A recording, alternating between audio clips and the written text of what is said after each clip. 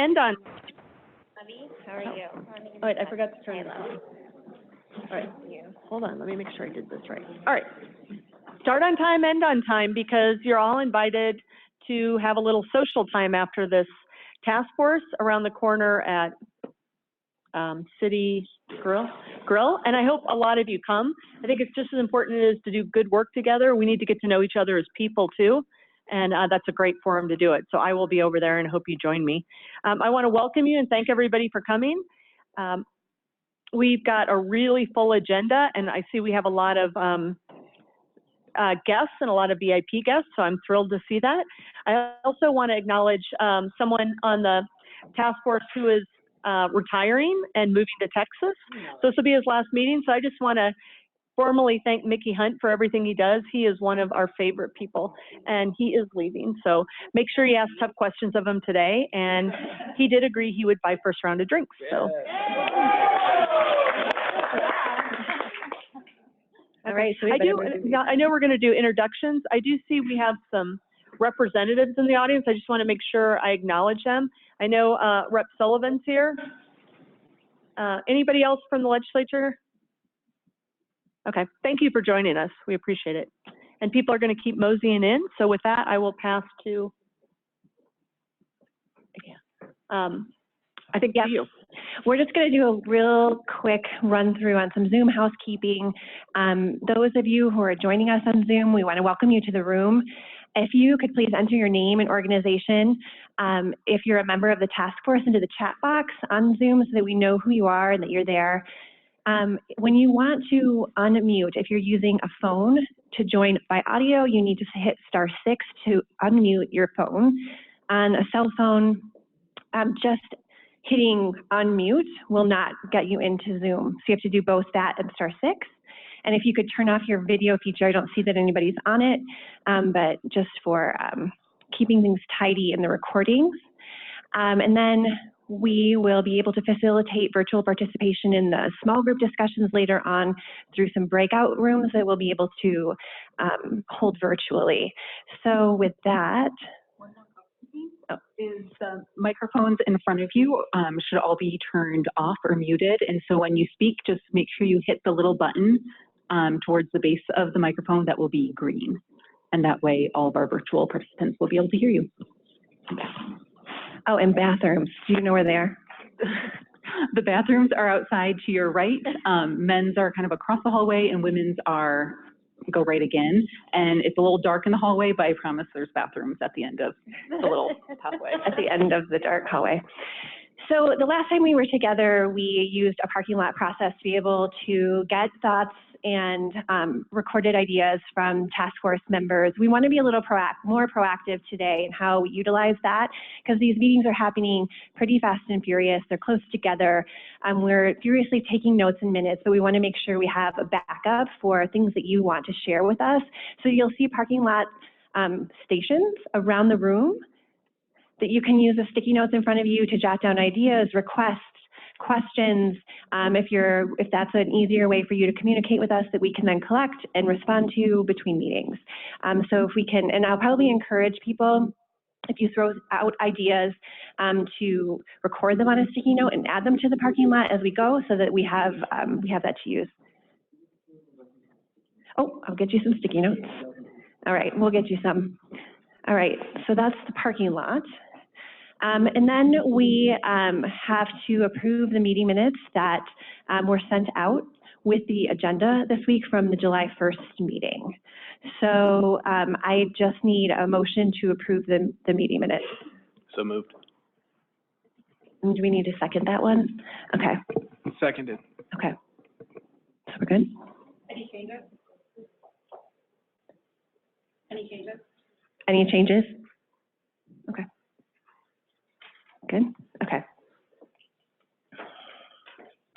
Just objectives for the day is to review the revised task force vision statement that we worked so hard on the last time we were together on July 1st. We will be able to spend some time going through some of the survey responses that we got back about additions and edits, and show you kind of a revised vision statement for the group.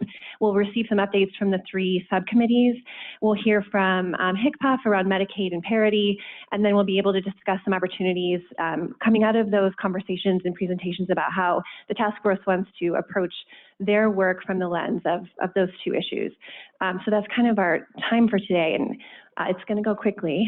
And before we move on too much further, I want to give Madeline an opportunity. She's not on the agenda, but the comms team wanted to give a quick update. Hi, everybody. So number one, thank you for your participation to date, and thank you for your participation in the future. I'm not sure I can stand in the middle and just circle to see everybody. So a couple big things. As you know, on your behalf, our goal is to be transparent, intentional, and create excitement about not only the work that you're doing, but really the process and the meaning behind it, and what this will mean, the solutions that you guys are coming up with, and how this will impact lives. So please participate. Many of you have. We've been sending a lot of asks, so thank you so much for your participation thus far. We've had a lot of really great videos. If you haven't, please check out the Twitter and website. We've got videos from you guys, from other committees, from legislators, from the public. So it has been just a really wonderful thing to see so far, and we're really excited about it. And we're continuing a lot of work and many more asks coming your way. So thank you in advance. On our website, we have a survey. Hopefully, did everybody receive our newsletter, the first 2 newsletters? Did anyone not receive it? If you did not, please come talk to me so that we can make sure you do. We're going to have a story campaign starting, and that means we need your stories. We need the public stories. We need your friends' stories talking about how behavioral health, mental health, addiction, all of that, how that has impacted your life, how that has impacted your stakeholders' lives, because that's where we really make a difference. Those are the stories that we need to tell, and that's where action comes from. So if you would, we sent out this survey. Please just tell us if you are willing to share your story and how. So there's a lot of opportunities through video, through written form, through audio. We have a lot of really great ideas, and now we need you guys to just help us start filling in the blanks. The last thing, so you guys know, this is for committee members and the public. As you guys are leaving, we're going to be videoing you again, if you are willing. I know everybody's ready to get that first round of beverages, but we really want to continue sharing these stories. So Carolyn Gratton and I will be taking videos of you if you'll stop and talk to us. So be thinking about, why is behavioral health transformation important to your community? We know why it's important to you. Many of you shared your 2 words. So tell us why it's important to your community, either the people that you represent, the people that you live with, the people that you work with. This is the impact that we want to hear today. Any questions? Okay, thank you. So we do want to spend just a quick minute in doing some introductions again. I know that we were together a month ago and we were able to start to become familiar with one another and the organizations we're from. We're going to try to move through these really quickly. So if you find us asking you to move more quickly, please don't be offended. But in one sentence, tell us your name and what you're most passionate about in terms of behavioral health. We're really trying to draw out a picture of why you care about the work at hand. And some of this, I think, will be included in what's recorded as you leave. So I told Meg and I had a long history. So I'm like, you're going first. So I'm going to go. Meg Taylor, Rocky Mountain Health Plans, Region 1, Ray, and Crisis Services contractor for Region 1. And my 2 words are responsible disruption around what we need to do for our system.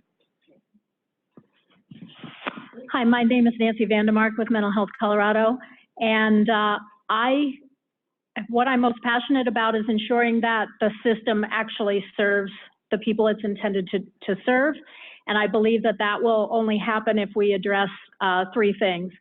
Ensuring choice of provider services, ensuring competition to make sure we have high quality services, and then thirdly, minimizing the conflict of interest in the existing system.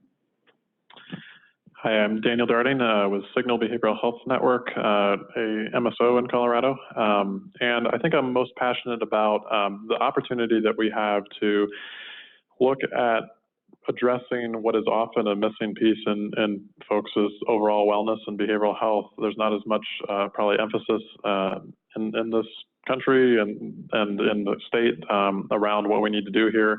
There's a lot of exciting work that we can build on to continue to make people well in all ways. Great, I think you can move your mic at the table and we won't get any feedback. Hello, my name is Corey Notstein. I think what I'm most passionate about is bringing resources and needs to youth, especially those in most need and often disadvantaged settings, especially in our rural communities. I'm Brian Turner with Sol Vista Health. We're a community mental health center serving rural Colorado, Fremont, Chaffee Lake, and Custer counties. I am most passionate about moving upstream with the conversation of behavioral health and thinking about how are we shifting from what hopefully we're attempting with all of healthcare, which is a movement from a sick care system to an actual health care system. That's it. Hi, I'm Mickey Hunt, the one who's leaving the group, but participating right to the end. Suicide prevention is what I'm most passionate about. Barbara Drake from Douglas County, and I'm most passionate about young people getting mental health services when they're first identified as needing them. So I'm thinking in the 12 to 14 age range.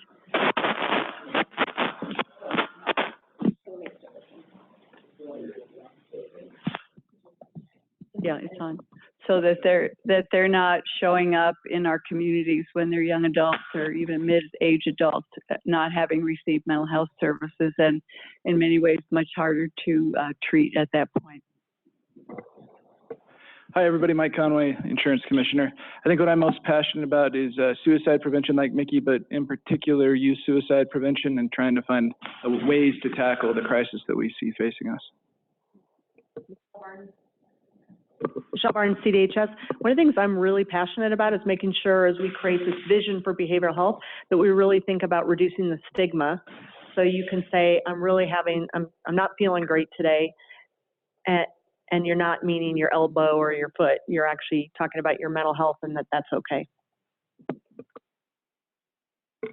Hi, I'm Diane from Avera, and I think the thing I'm most passionate about is that this is our opportunity to really make a big difference, unlike we've ever been able to do before.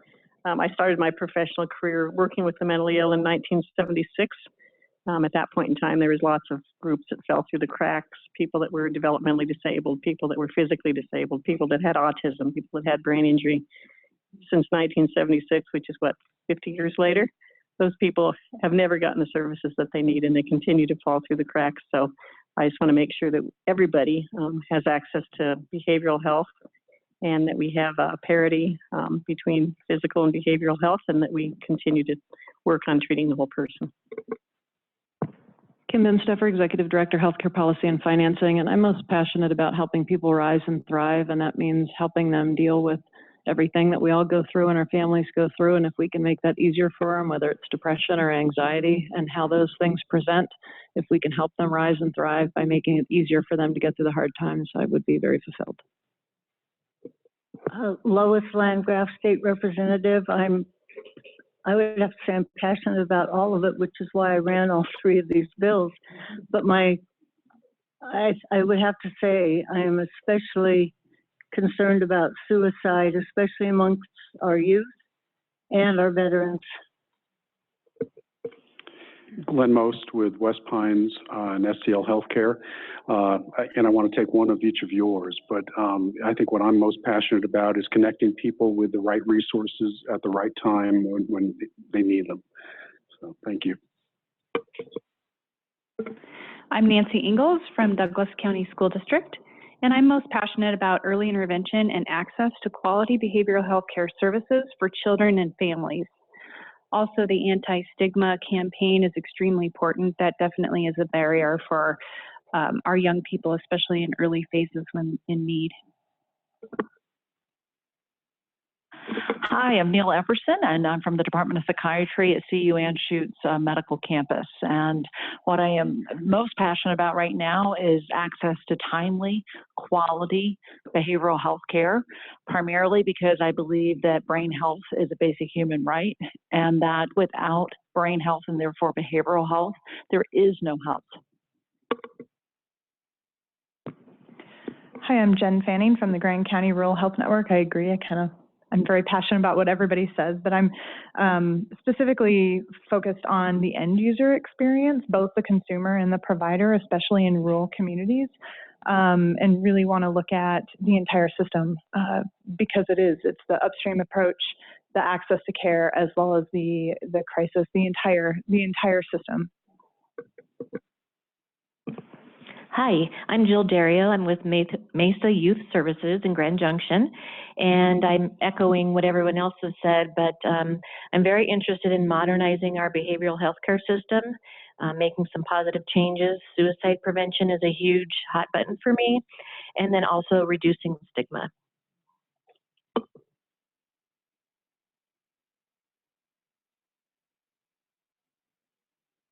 I'm Della Vieta. I'm from Alamosa County, Colorado, and I've heard a lot of voices around the table speaking to rural health needs, and that's what I'm most passionate about. The access for children and youth where they are in the community, whether it's at school or at a Boys and Girls Club, and reducing stigma. A part of reducing stigma could be increasing the diversity in the provider population so that we can all find a provider who we can identify with. And that's sometimes difficult in rural communities. I'm Laura Teachout, and I'm part of the National Alliance on Mental Illness, or NAMI, in Colorado Springs, Colorado. The two words that for me that come up are vulnerability and resiliency, and I think those go right to the issue of stigma. I think unless we address stigma, we're not going to be successful. We have to be able to talk about the issues, and it's not just the most marginalized folks in society who are dealing with mental illness. It's people who have power and who are change makers. Sharing stories in that way, I think, will be very powerful and empowering to folks who are struggling in this. Hi, I am Dean Williams. You know, correction systems are, we commonly say we are the largest delivery of mental health services in the States. That's part reality, I mean, that's reality. That's also part of the problem as well, of course. But what we do behind the walls impacts us, the rest of the community.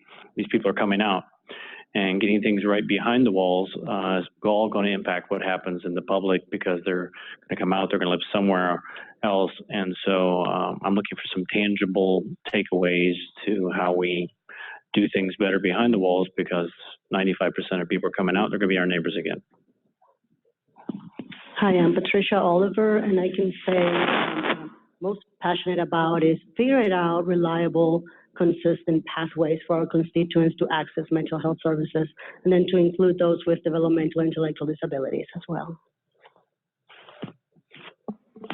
Hi, I'm Valerie Schleck with the Colorado Cross Disability Coalition. We advocate for social justice for people with all types of disabilities, and I'm most passionate about people with co-occurring, providing services to people with co-occurring conditions, people who have physical medical conditions, or physical disabilities.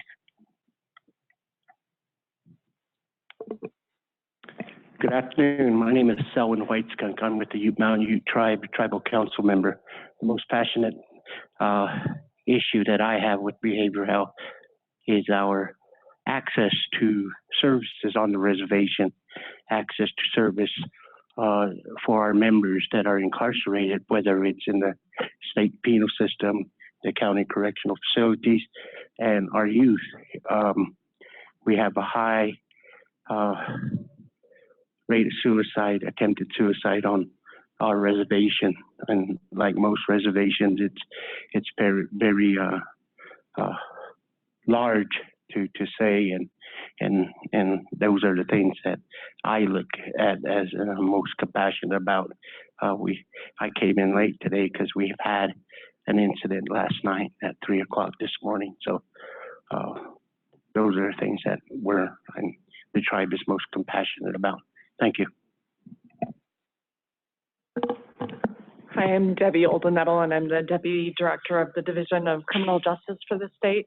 I would echo what everyone has said, but I think what I'm most passionate about is how mental health impacts all of the systems represented here and how we can have those systems work better together and help families navigate the system so they get the services they need. I'm Michael Fields with Colorado Rising Action, and a lot of this work, as it's been said, is falling too much on emergency rooms, on the corrections, and making sure that there's a better system in place. There's some places in the state that are doing really well with this, some that aren't doing as well. There's other states that are doing really well. How do we make things better and more streamlined across the process where everybody's getting good quality care? Give Raina an opportunity to introduce herself, and then she's going to take a seat over by Brian and Mickey. Hi, I'm Raina Gonzalez. I currently work for the Forensic Service Team, which is the forensic-based community services. What are we doing? And what I'm always passionate about is representing and advocating for those who are in our criminal justice system that are stuck and need to move on into the community. Thank you. Are there any other task force members that are out here in the gallery who want to join us at the table? Okay, so to make sure. Then I'm going to pass to Emma so she can quickly get to the people who are joining by Zoom. Thank you. So I know we have at least 3 task force members on Zoom, and so I'll call you out, and please unmute yourself and introduce yourself to the group. So first is Rebecca. Hi, my name's Becky Ela, and I'm the Director for Behavioral Health at Delta County Memorial Hospital. I would say at this point in my career, I'm most passionate about informing primary care medical providers about whole person care and integrating behavioral health care, because both the primary care office and the emergency room is our primary intersection for preventative behavioral health in rural Colorado. Thank you. And next, Tracy.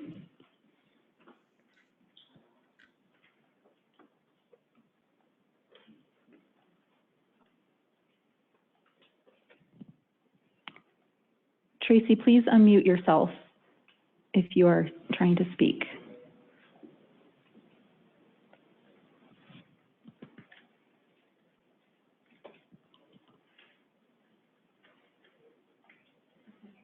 Okay.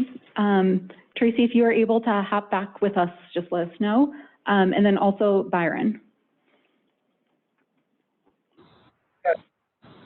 This is Commissioner Byron Peltman, Logan County, and I'm most passionate about mental health and behavioral health, about rural and frontier counties, and how it's so hard for our people to get help out here. So that's what I'm the most passionate about. Thank you.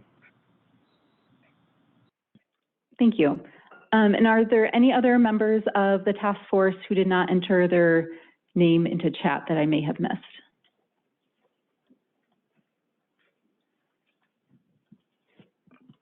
Can I just also acknowledge Rep. Young joined us as well. So thank you for joining us. Appreciate having our legislators here. Well, thank you to the rest of the public for joining us as well. We'll have some time set aside at the end to open up for public comment. And now we're going to take just a few minutes to circle back on the work that we did at our last meeting on the Behavioral Health Task Force vision statement. So following that meeting, we had lots of good discussion at the meeting that were captured on those worksheets, as well as we had the opportunity for survey response. So our team took those feedback and the worksheets and just ended up with a revised vision statement that was sent out by survey. And so this is just to quickly share the results of that survey and then the revised vision statement. So we heard from 20 of you, so thank you for your attention to that survey and completing that. 75% read the revised survey vision statement and said, yep, that sounds good. We had 4 people who thought it needed some tweaks and provided suggestions for how to improve. And then 1 person said significant changes were needed. So if you don't mind popping the next slide. So the overarching statement is as follows: a comprehensive and equitable, effective continuum of behavioral health services that meets the needs of all Coloradans in the right place at the right time to achieve whole person health and well-being. And then we also had a series of principles to consider in operationalizing the vision statement. I will not read those to you now, but those are included in a worksheet in your packet. And so if we want to take a few minutes just to read through those, I will highlight some of the revisions that were made. So one was an emphasis on equitable access across the state, also on a statewide safety net that doesn't turn away anybody and is supportive of needs. And then also one that promotes accountability of service providers to be providing evidence-based services, and preventing worsening symptoms or involvement in the criminal justice system.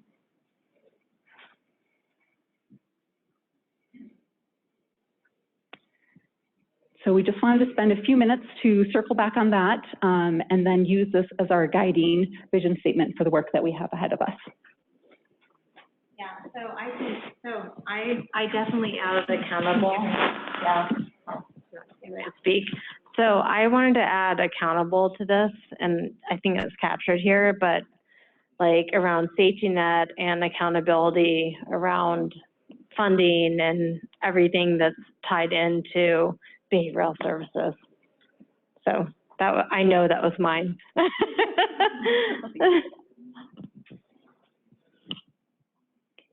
Are there any other comments or additions before we move on? Under its equitable part, you know, it doesn't deal with disability in a very proactive way. The bottom one says statewide safety net system that does not refuse people with complex needs, but that's a little negative. I think we need to say that serves people with complex needs. Mm-hmm.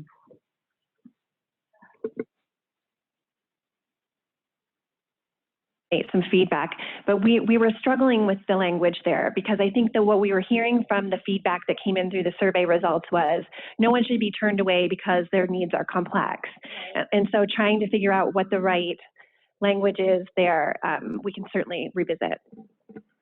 I think just a positive frame on it, right? That serves all individuals regardless of complexity or something. Okay. Yeah, go ahead. Increases the number and type of behavioral health professionals. I'd like to say number, diversity, and type. And I would say, since we had the survey opportunity to react to the vision statement and the guiding principles, if there are other additions that you want to make at this point, we're open to hearing them. Let's put them in the parking lot, because we want to make sure that everybody feels heard, but that we get through what we had wanted to allocate time to today. So certainly use sticky notes and put them up, or hand them to me or Emma, and we'll be able to continue to consider any tweaks. I'm trying to make sure this doesn't feedback on me. So with that, I think I can pass on to our to Summer and to our co-chairs.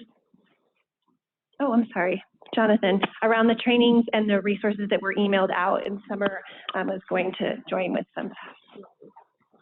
Hi, everyone. So Jonathan Muther with the Farley Health Policy Center. We just wanted to take some time and place a increased emphasis on some of the constructs that came out of the last meeting as it relates to health equity, and more specifically mental health equity, as well as person-centered language or person-first language. So there's a couple of figures here that were included. Well, actually, one was on the lower right was included in some of the handouts that we provided. The figure on the upper left maybe something you've seen before, or you've seen something similar before. It says equality does not mean equity. And so it's important to keep in mind the differences between those terms. And while both are important and relevant, both have a different place in terms of what it might mean for this task force. There's been a lot of discussion for accountability and measurement, and equity is something that's generally thought of as measurable. So how we think about equity and how we create some strategies to measure such things, we would just wanted to reiterate and encourage the task force to keep in mind as we move forward. And with the person-first language, I would say both with the person-first language and mental health equity, these are themes that we as facilitators are going to try to bring and encourage not only at this task force, but throughout all the subcommittee meetings as well. And certainly others will arise, but we just wanted to take some time to to acknowledge the importance of this that came from you all at the previous meeting.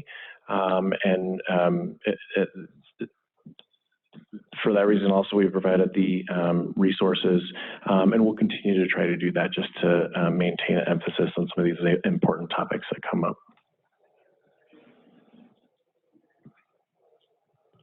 Thanks, Jonathan. And good afternoon, everyone.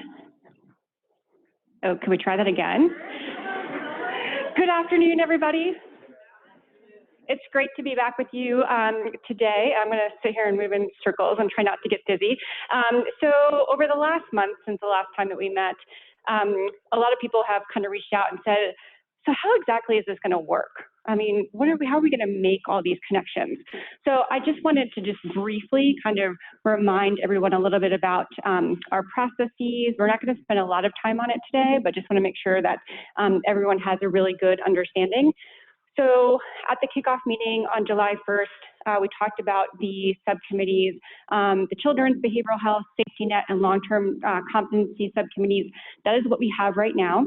That is not the end-all, be-all. We could combine committees, we could add committees. There's a lot of different options that we can consider. We've got that flexibility to move forward as we get into this work.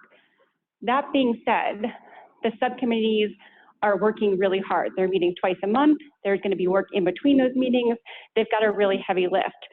What will happen is that the subcommittees will come to the task force and provide kind of their formal recommendations and say, this is, as a subcommittee, what we really want the task force to look at and consider. You all, as the task force, will kind of look at all of those recommendations and say, that makes sense. Wait, there's some gaps over here. We need to connect the dots over here and really try to pull it all together. And ultimately, help us prioritize. What are we going to do in year 1 versus year 2 versus year 3? Because I can guarantee we're not going to do it all in year 1. So that just provides a little bit of an overview of the processes, kind of in terms of how we're all going to make this connect. If we go to the next slide, there's also questions around, well, how are we going to vote? How are we going to make decisions? So most of you have already signed your expectations and guidelines document. If you haven't already, you'll be hearing from me very soon. That is a document I'm going to encourage you to read closely. Don't just sign it and turn it in, because that document lays out all of how we're going to make decisions. So a couple of important things I just want to point out. Task force members, you have the option to identify a substitute or a proxy if you want to for the meetings. So a substitute being if you want to send somebody in your place and have them represent you for that meeting, that's totally fine. The proxy being if you know that we're going to take a vote and you trust somebody to vote on the committee on your behalf, you can say, Valerie, Debbie's going to have my proxy for the day, and Debbie can vote for the two of you. So that's a little bit about how that works. That being said, also in the expectations guidelines, it says that you can't miss more than 3 meetings. You can have substitutes, that's totally fine, but we really want and encourage you to be here in person, by phone, video conference, that's totally great. But just want to emphasize that. The next piece, how are we making decisions? How are we going to vote? In order to actually have a real vote, per se, a vote that counts, we have to have over 50% of the task force, either by phone, either in person. So that means we have to have at least 14 people in the room. If we take representing the task force members who are voting, if we take a vote, majority wins. We're keeping it super simple. If we don't have consensus, which we might always, which is fine, and we have a minority that feels really strongly, the minority group has the option to kind of write up their response, write up how they want to represent their point of view, and we can include it like as an addendum to the blueprint or in the appendix. So that's kind of how we're trying to approach it to make sure that everyone feels that their voice is included in this work and that we're trying to be as fair as possible. Okay, if we go on to the next slide. Okay, so switching gears a little bit, we are starting to have what we're calling community conversations across the state. I've already been in touch with several of you about these conversations.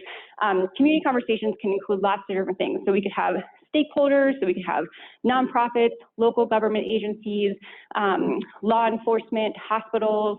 We can also have community conversations for family members and consumers. So it can look a variety of different ways. What we're trying to do is say, can all the task force members and the subcommittee members get out in your communities and hold community conversations? I've been going to a lot. I know our executive committee is committed to going to them across the state as they're out and about traveling, but really want to make sure that we're engaging the community members so that they have a chance to share their voice and their recommendations throughout this process. In some communities, what I'm finding is that they already have regularly scheduled meetings where they're bringing all their stakeholders together and they say, hey, Summer, this is when we're meeting, can you come to that? For others, they're saying, we'll pull a meeting together, let us know when you're in town, we'll make it happen. I really look to the local community to help make some of those decisions so that it's not me or a Denverite coming in and saying, this is how we should do it in your community, that we're really letting the community take the lead on that. So if we hit the next, what you can see here is that, and we will send out a calendar invitation, Wednesday, October 21st from 11 a.m. to noon. I'm gonna just do a webinar to give a training, kind of an overview of how do we do a community conversation? What does that look like? Let's get into the details, give you some guidance on how to do that in your community. What I think is actually best is to identify a couple of you. So we'll make sure to circulate the full roster, not just of the task force, but of the subcommittees as well, and band together. 2 or 3 of you get together and say, we're gonna hold a community conversation. And maybe you do it quarterly, maybe you do it twice in the next year. Again, you look to your community to figure out what makes the most sense. Can I add something? Summer and I were talking earlier, and she's setting me up on quite a few. I would definitely prefer other people from the task force join me. So she'll share the dates. So if you don't feel comfortable doing one and you just want to jump along with me, that's great. I know you have some scheduled, so can I commit you? Sure. Mike, so you'll invite people along. I know Lieutenant Governor, you're doing it. Kim, I think you have some scheduled. I know Barbara So I does. don't yet, but if we can sort of tell you where we're going, yep, and you help us coordinate. Okay, Yep, that's great. absolutely. But I think we're all welcome that if this isn't your thing, just join us, because more ears are better than one person listening, so, yeah, you'd be very welcome. Quick question, can you make sure that that webinar is recorded? I know for a fact I have a conflict. The webinar will definitely be recorded. We will send out the link afterwards so that everybody has it. The other thing that we're committed to doing is making sure that once a month we send out a summary to say, of the community conversations, here's the themes that we're hearing so far, here's our findings, here's what's happening. In fact, I'm gonna look to Jill to give us 30 seconds. She's participated in a couple of community conversations now. So tell us what your experience has been. Sure, thank you. We had a couple of community meetings, one where other agencies, law enforcement, and then some other community members were in the second meeting. One of the underlying messages was urgency. And that came through a couple different times, people saying, we know this is set to go for a year. We can't wait a year. We're gonna lose more people. More people are gonna suffer. And so urgency was a big one for us. Reducing red tape for some grants. You know, how do we get rid of all of the hoops we have to jump through and do some things outside of the box, basically, and see how it works. Workforce development for rural areas was a big one for us over in Grand Junction. And then also getting an independent entity to come in and give us a market gap analysis. We have one child psychiatrist in Grand Junction. We have 100,000 people in Grand Junction and a lot of children. And so things like that we need to look at, and where's our gaps in services? And we need someone outside of, you know, the normal people in our area to say, here's what you need and here's what you're missing. Those are our big ones. Great, thanks, Jill. So that's just like a snapshot of some of what we've heard so far. And so we'll send out a report by the end of August to make sure that we share that with everyone, and we'll continue to do that. And we will send out the calendar invitation for the training. So if we go to the next, oh yeah. Yeah. Just add something real quick, sorry. So, and Jill, you can probably speak to this as well, but like what we've heard like on the Western Slope is that there are services that are working well, and they don't want those services to be disrupted.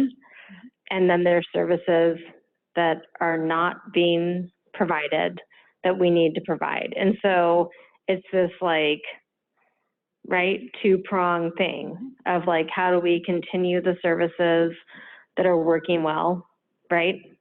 And what's not working well, and how we do that in a better way. And so we've been in all these meetings together. So I just wanted to point that out, and I'm sure it's across the state that that's what's happening.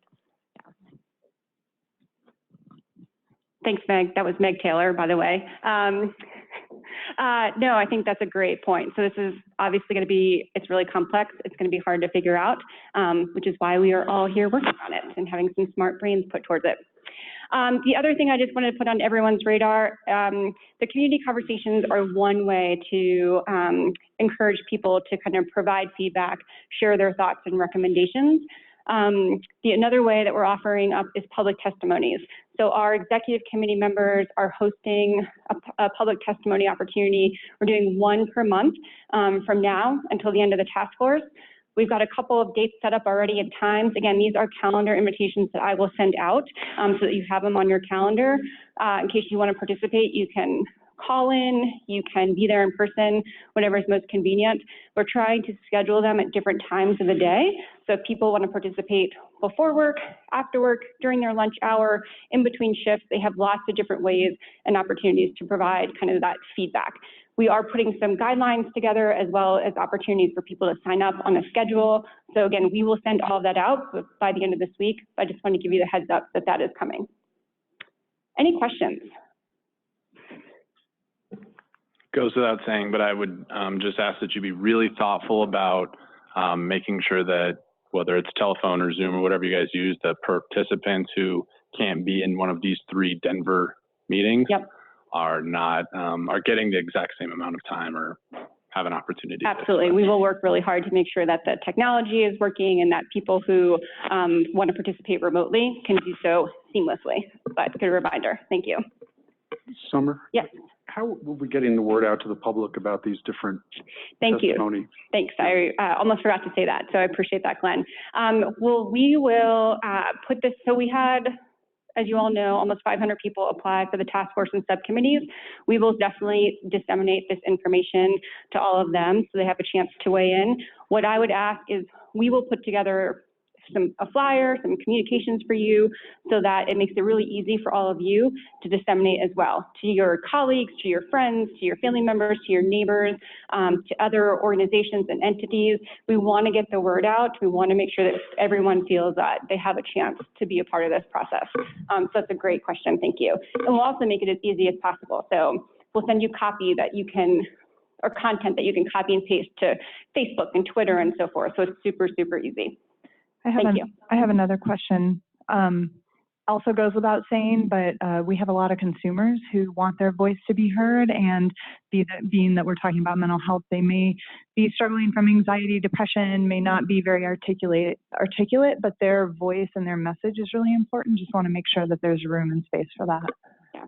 Thank you for the reminder. So Mental Health Colorado provided Douglas County with a gap analysis. I don't know if they have that available for other communities, but that was very helpful to us. Got it. Yep. We can circulate that. Is that? Yeah, I think so. Okay. Okay. Okay. We'll make a note and we'll circulate. Thank you. Okay. So I'm going to, keep us moving, let's go, if we can go to the next slide. So I talked a little bit about kind of how this is going to work in terms of subcommittees reporting out and up to the task force. So each of the co-chairs for the subcommittees are kind of ex officio members of the task force. They will be here at the task force meetings when they can to kind of share an update. Today's update is somewhat informal because we were just kicking off. So the kickoff meetings for the subcommittees, the ones that have happened so far, look very similar to what we did on July 1st. But going forward after this, we'll have kind of more formal updates and report outs from the subcommittee co-chairs. But I'm going to turn it over to John and Shannon to talk to us a little bit about the Children's Behavioral Health Subcommittee. Okay.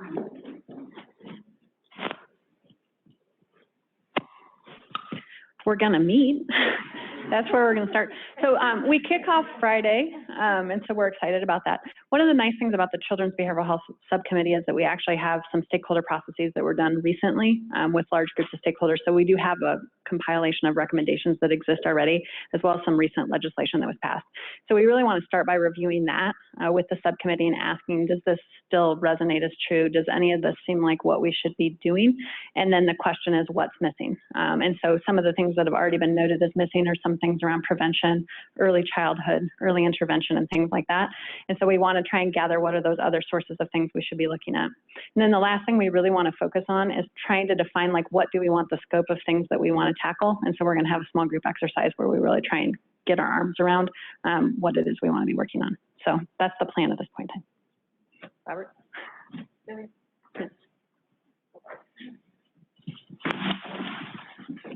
Commissioner Jackson, I apologize for not being able to make it today. She's traveling. So the Safety Net Committee, we had one meeting. Our second meeting is going to really be focused on defining Safety Net. The goal, the first meeting was we broke into little groups, we level set, similar to what you all did here, talked about why we're here and what we want to work on. And a lot of what you guys said is exactly that what the Safety Net Committee needs to address is to make sure that everybody gets services. And what does that mean? What is the role of all the different parties involved in the behavioral health system and making sure that everybody gets the services they need at quality and timely access? So we're going to spend the next committee working on defining, oh, it's the bottom, defining the definition of safety net so we have something to go back to every time we get deeper into the conversation and make sure we are staying on track with meeting our mission as a safety net. So, Allison, do you want to talk a little about the long-term competency? Okay. The long-term competency subcommittee, we met twice so far. It's been really productive. There's a working, we have a better starting point we're working from is a draft long-term plan that the special masters, which are federally court-appointed masters, related to the lawsuit of people waiting in jail to get restored and receive psychiatric treatment so they can go on with their court process. So we have a very good document to start with. And one of the key reasons for that is we have to have something by January 2020. And the model that we're using is called an intercept model. And all that means is the different stages in which the consumer is interacting with different parts of the system. You have the community system, you have law enforcement, you have the court, you have evaluations by department, you have restoration service by department, you get discharged by department, and you're back in the community. We need to go through each one of those. And if we're meeting every 2 weeks, that's already 3 months. So we need to move pretty quickly. And the other thing about that committee is we're learning a lot about other areas, such as confidentiality of information. One of the key areas for the forensic navigators that the department is developing about helping people in jail, as well as the Bridges program, which is individuals, mental health specialists that are in the courts they're working with the judges and talking about what services are available. They're not protected from being subpoenaed on court cases, and that's causing some issues as far as their ease in which they can share information and talk to defendants who are still not been tried yet. So we have to figure that part out. We realized it doesn't stop there. It's also pretty much jail-based behavioral health services. There are some sheriffs that are struggling with even doing mental health screens because they're worried that they're going to get subpoenaed for court as well. And then in youth services, there's social workers in their detention center where a public defender may be uneasy about them sharing things because it might be used in a trial.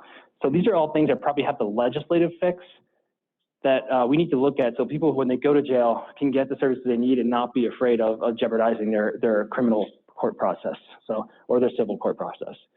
So that's just small things. And then we did realize beyond January, there's an opportunity for the committee to talk about deflection and diversion from jail and the court process for people with mental health, and looking at other states that have a couple different components, or secure treatment options where law enforcement can, instead of taking someone to jail, can drop them off at a treatment setting that is secure, but that they can also get the treatment they need.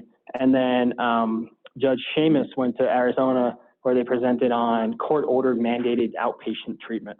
So those are some of the things that we're looking at long-term. Great, thank you. So as I said, those were kind of informal updates that we get from the co-chairs today. It'll be a little bit more formal going forward. So the final thing I'll just say is that over the next 2 days, you can expect to get a bunch of emails and calendar invitations from me. And I am trying to send out kind of weekly kind of updates with bullet points.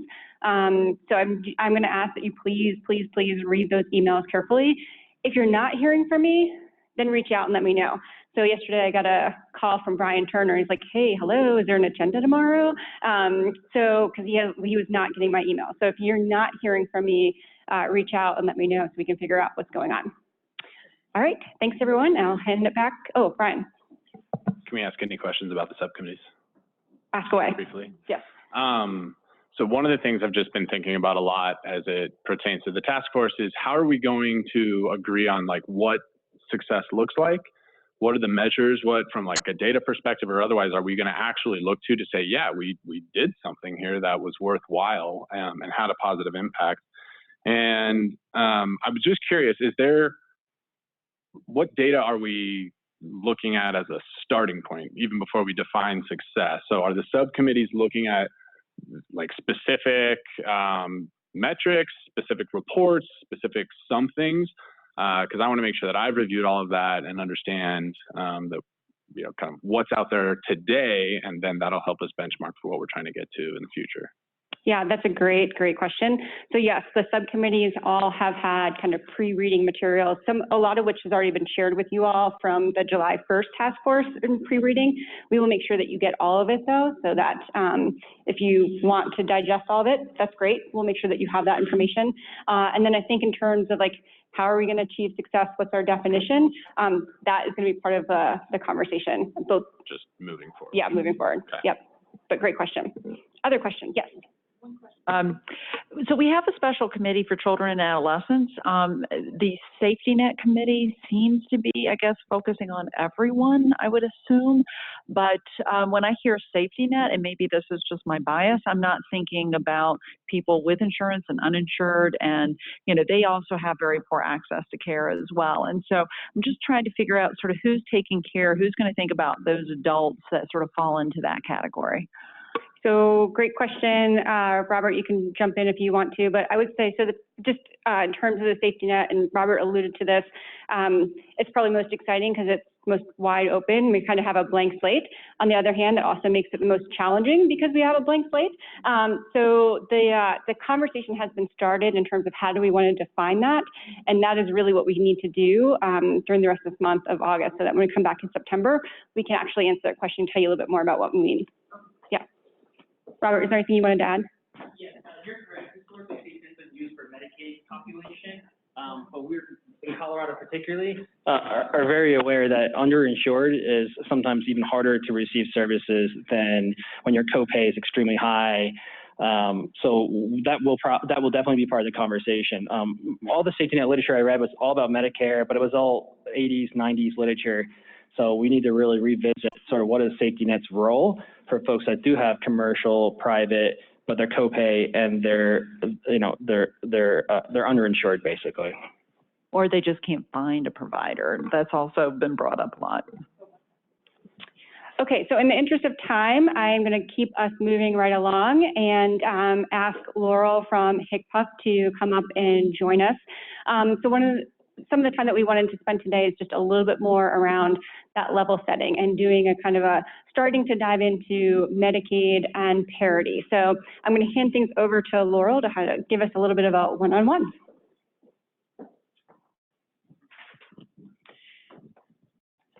Good afternoon, everyone. I'm Laurel Karabatsos, Interim Medicaid Director at the Department of Healthcare Policy and Financing. I was asked to talk about Medicaid and behavioral health, and I believe Kate Harris will focus more on parity. And do you have the clicker? Will you advance the slides, or do you want me to do that? Okay. We always like to ground ourselves in our mission at the Department of Healthcare Policy and Financing, which is to improve health access and outcomes for the members we serve, and do that while demonstrating sound stewardship of financial resources. Next slide. Just a quick reminder of who we are. We're referred to as Health First Colorado. We're public insurance and cover nearly 1.3 million Coloradoans. Next slide. Today, I'll really be talking about Health First Colorado's Accountable Care Collaborative, or the ACC, as we call it. It's our program to improve member health and outcomes. We launched it in 2011, and it's really the core of the Medicaid program and how we deliver services to our members and manage their care.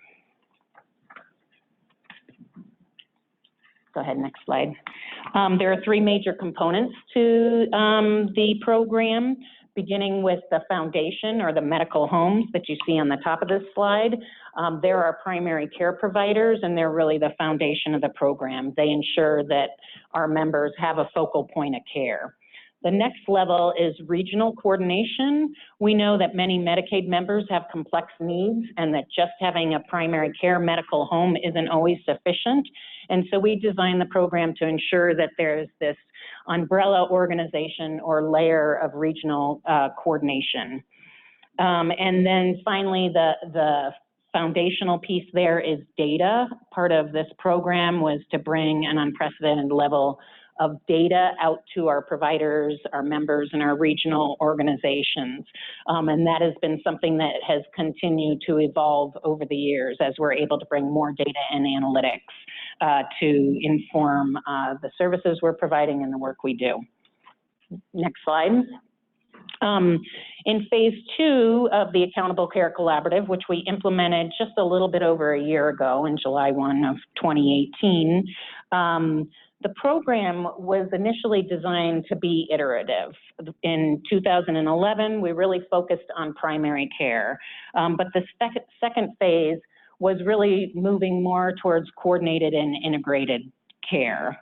And we took functions that were previously performed by behavioral health organizations within the Medicaid program and our regional care collaborative organizations, and combined those functions and placed them under one entity, a regional accountable entity.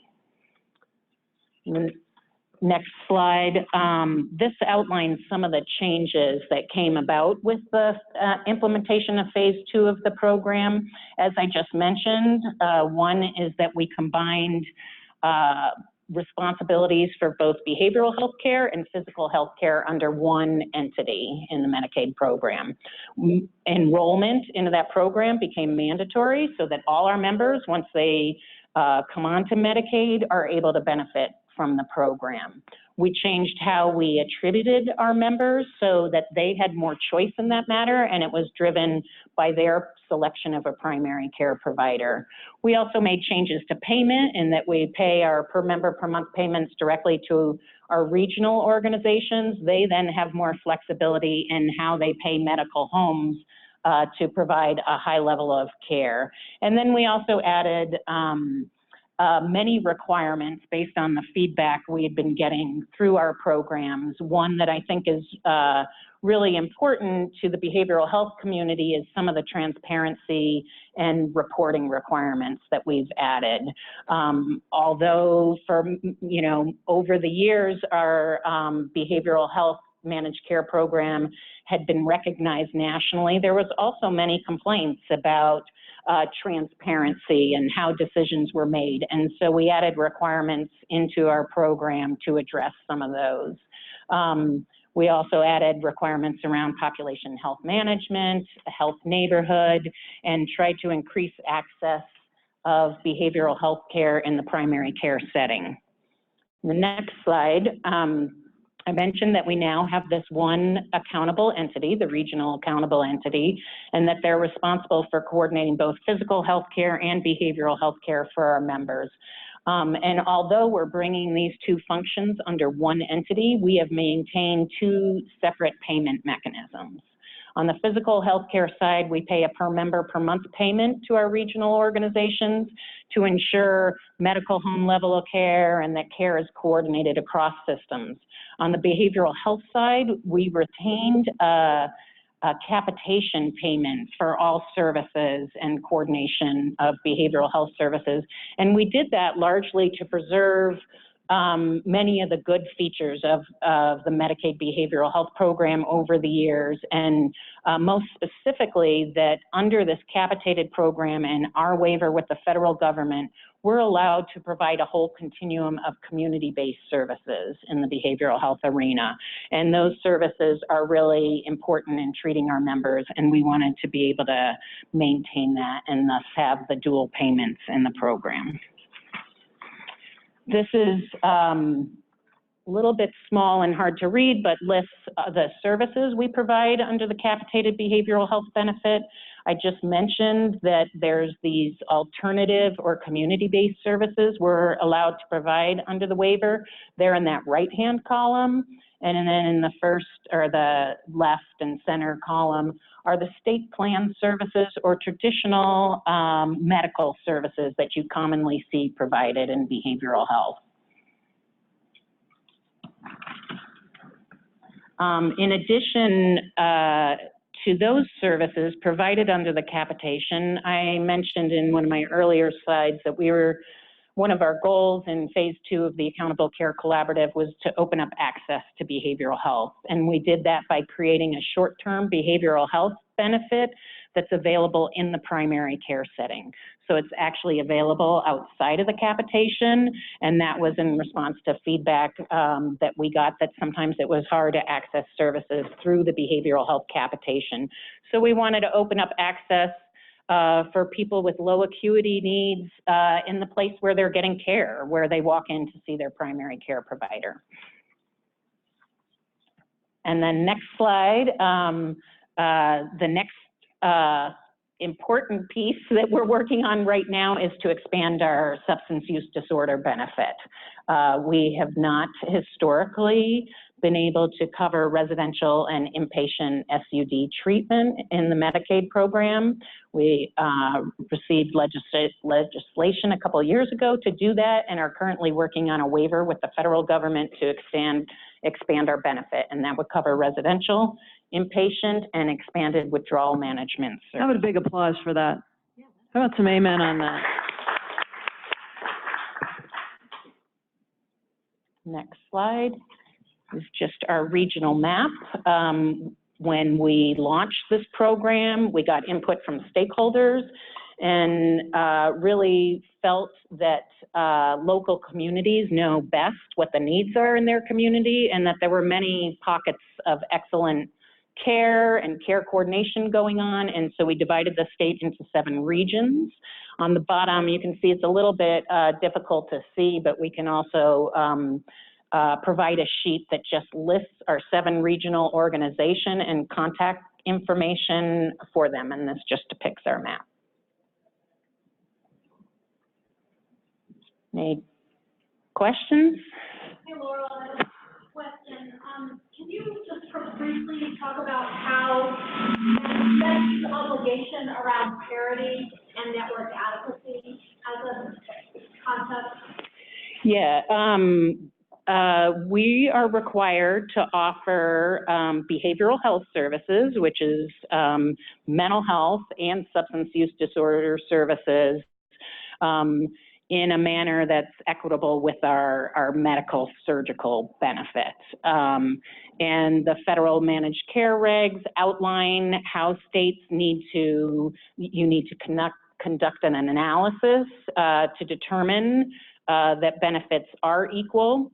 CMS does combine mental health and substance use disorder services together. They don't ask us to treat them as 2 separate types of services.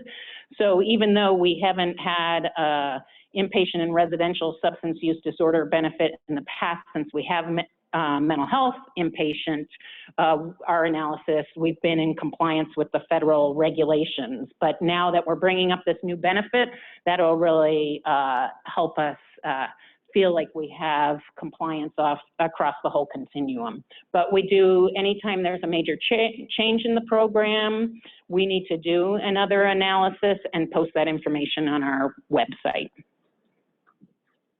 And this also applies to CHIP as well. And one other thing I should mention, which gets a little tricky, the managed care regulations apply to members in managed care organizations, which most of how our program is set up, it is not a fully capitated on the physical healthcare side benefit.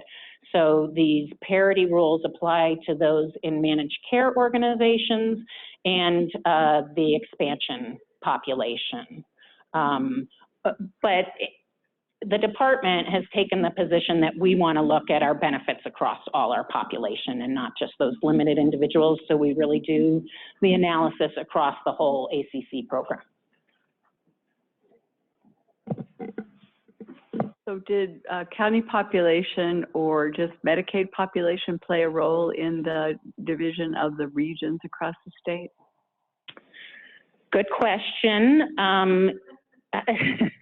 Setting regions is not an exact science, and this is something that we've gone round and round.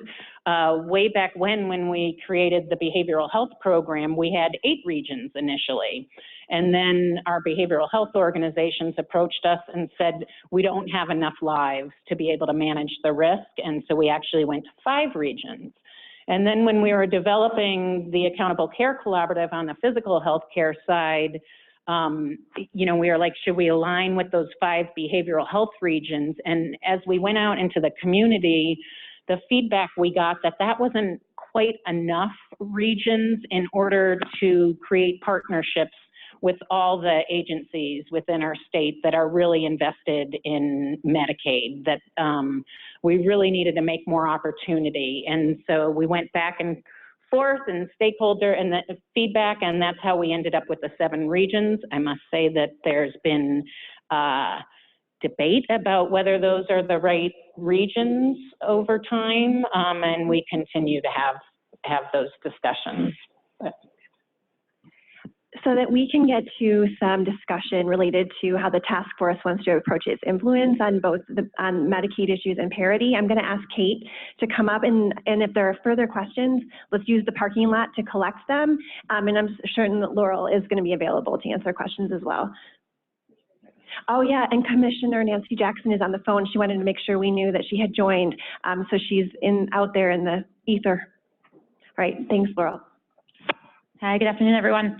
I'm Kate Harris. I'm the Chief Deputy Commissioner for Life and Health Policy at the division. I'm going to talk a little bit about what the division's doing in relation to parity and parity enforcement. I think my presentation should be up next, if we want to. Perfect, thanks so much. So I'm going to talk a little bit about federal and state parity law, what the history is, and some recent developments on what we're doing. If you go on to the next slide, and feel free to stop me with questions if I say an acronym or if I start sounding like I'm speaking Greek, just please stop me, wave at me.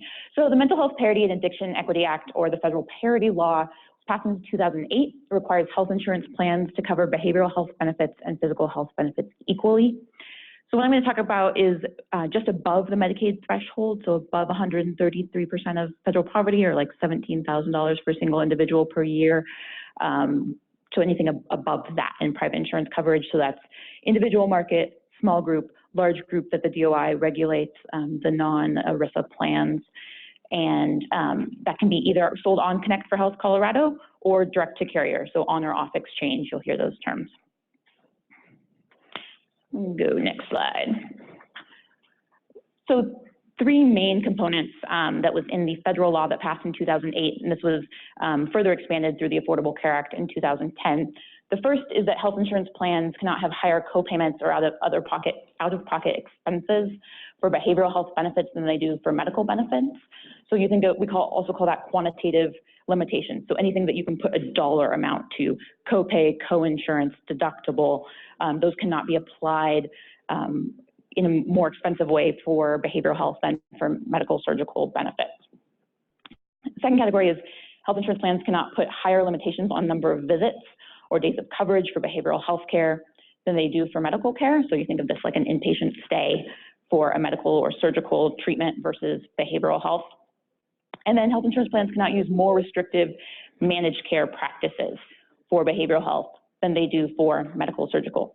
So prior authorization, utilization management, those types of things.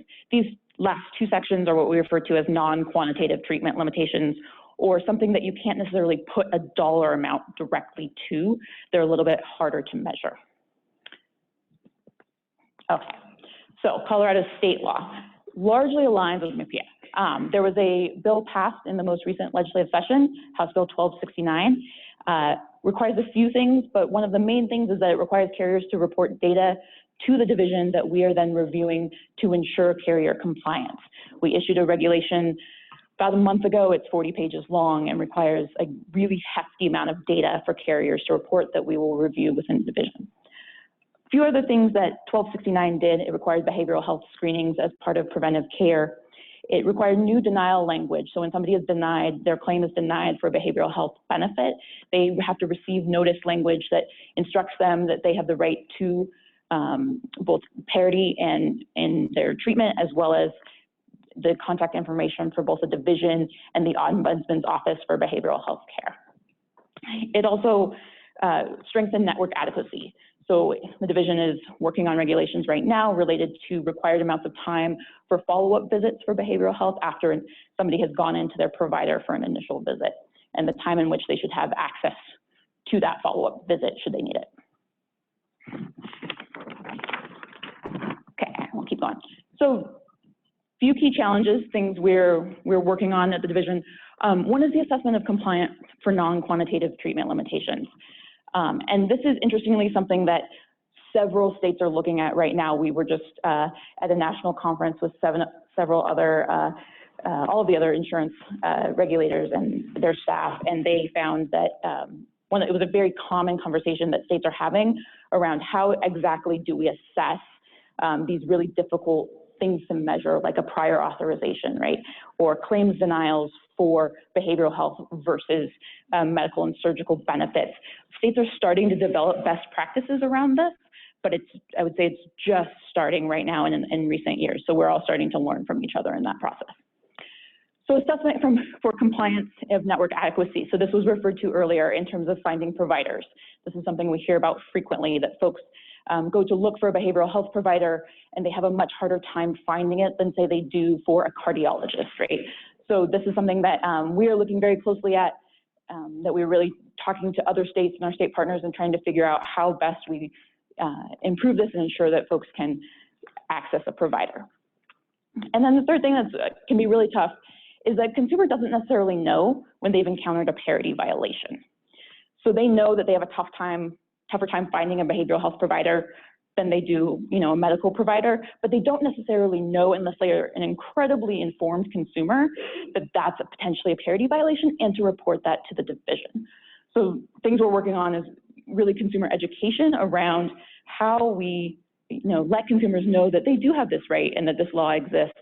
And if they are seeing a disparity in that access, that they should be contacting us and reporting that. A couple other things that, so to touch on the network adequacy, I'll just go back just quickly. There was a study that came out from Milliman in 2017, and it talked about out-of-network care. And it says that 22% of folks in Colorado accessing behavioral health services go out of network versus 3% for medical surgical. So we know that there's issues there, right? And we're working to figure out how exactly best to work with our carriers, how to review the data that's incoming to us for the first time this year on how we, really look at these disparities. So a couple other things that the division's doing, and you can flip to the resources slide. We just closed a posting for an internal behavioral health program manager. So this will be a person internally at the division that looks across all of our different teams, be that market conduct that does our enforcement and investigations work, consumer services that takes our complaints, rates and forms that reviews our benefits. So we'll have a single point of contact helping to coordinate all of our work as we look at partnering with other states and learning best practices and further developing our work in parity enforcement. I have a few resources listed here for folks that want to dig in more, and I'm happy to take any questions. I think my email's in here as well if you think of questions later. Sure. Quick question regarding parity and network adequacy. One of the things that our behavioral health providers struggle with in the rural communities is getting credentialed by insurance companies. Our primary care providers do not experience that, but time and again, mental health providers, and I'm talking licensed, master's level clinicians get turned down over and over again, despite like I write letters of support, like other folks write letters of support. So that might be something that would be, I don't know how to quantify that, but a question relating to it's been an issue for years. Yeah, it falls into non-quantitative treatment limitations from that standpoint of how carriers are bringing those folks into their network versus on the medical side. So it's certainly something we can and do look at, but yeah, again, I agree, very hard to get at. So when you say report and telling consumers we need to sort of help educate them about what to report, and they said report to you, that is for both federal and private consumers, people who are funded by Medicaid, but also maybe private insurance. They could contact your office, this parity office? Yeah, so I would say for us, anything that the division regulates. So that's, if it's on the Medicaid side, it's a contact Medicaid. If it's private coverage that the DOI regulates, it's not federally regulated, which is sometimes hard to tell. That would be when they'd want to contact us. They can also contact, there's an office of the Ombudsman for Behavioral Health Access to Care. Anybody can contact them as well. Just to jump in there quickly, this gets confusing enough for folks. So Medicaid side, absolutely, they send them to Kim's shop. But if it's a commercial carrier of any kind, Kate's right that we do have authority over some of them. We don't have authority over what we call ERISA plans, so the self-funded insureds. But we don't want consumers to try and figure that out. If you have folks that have an issue, shoot them our way, and we'll do our best to help them. Yep. Other question? Yeah. Can we get a copy of these slides? Yes. Thank you. Easy. Any other questions? Oh, yes. One last question. I come from another state just recently, and I'm always told that Medicare and Medicaid is reimbursed at a higher rate in that state. And I guess I still don't quite understand sort of when we talk about parity, or is there parity across states? Is it you're just out of luck if you happen to be a Medicaid recipient living in Colorado versus Pennsylvania? I mean, how does this get? Probably going to defer that to the Medicaid folks. So are you asking whether payment to providers there's parity there? Well, across states, a payment to providers, not just with medical care, but just within mental health care, some parity across states. And how does it, maybe this is for a side discussion, but this is something I would certainly love to be educated more about, just so that I can understand how the state works better. Yeah, and I think the simple answer in terms of this conversation we've been having is that we're not mandated to have parity in terms of what Medicaid or Medicare pays in comparison to commercial payers. It's not about the payment, but access to services, that it's equal on the physical health care side and the behavioral health side, that there's the same level of services. It's not like you're limited to only 4 behavioral health services a year, but you can get unlimited physical health. So that's what this is really about. Your question about reimbursement is a whole other conversation that we're happy to dig in with you on. On the commercial side, though, I would like for parking lot or something, it's a really complex problem as a provider. I mean, we talk about the affordability of insurance from the consumer perspective, which is a massive, massive issue. But we have a very difficult time getting contracted. Once you're contracted, getting credentialed, and then you're getting contracted for rates that are, you're definitely going to be losing money, but you want to do it because you want to make sure that there's access in the community. So it's a full range of issues that we're facing.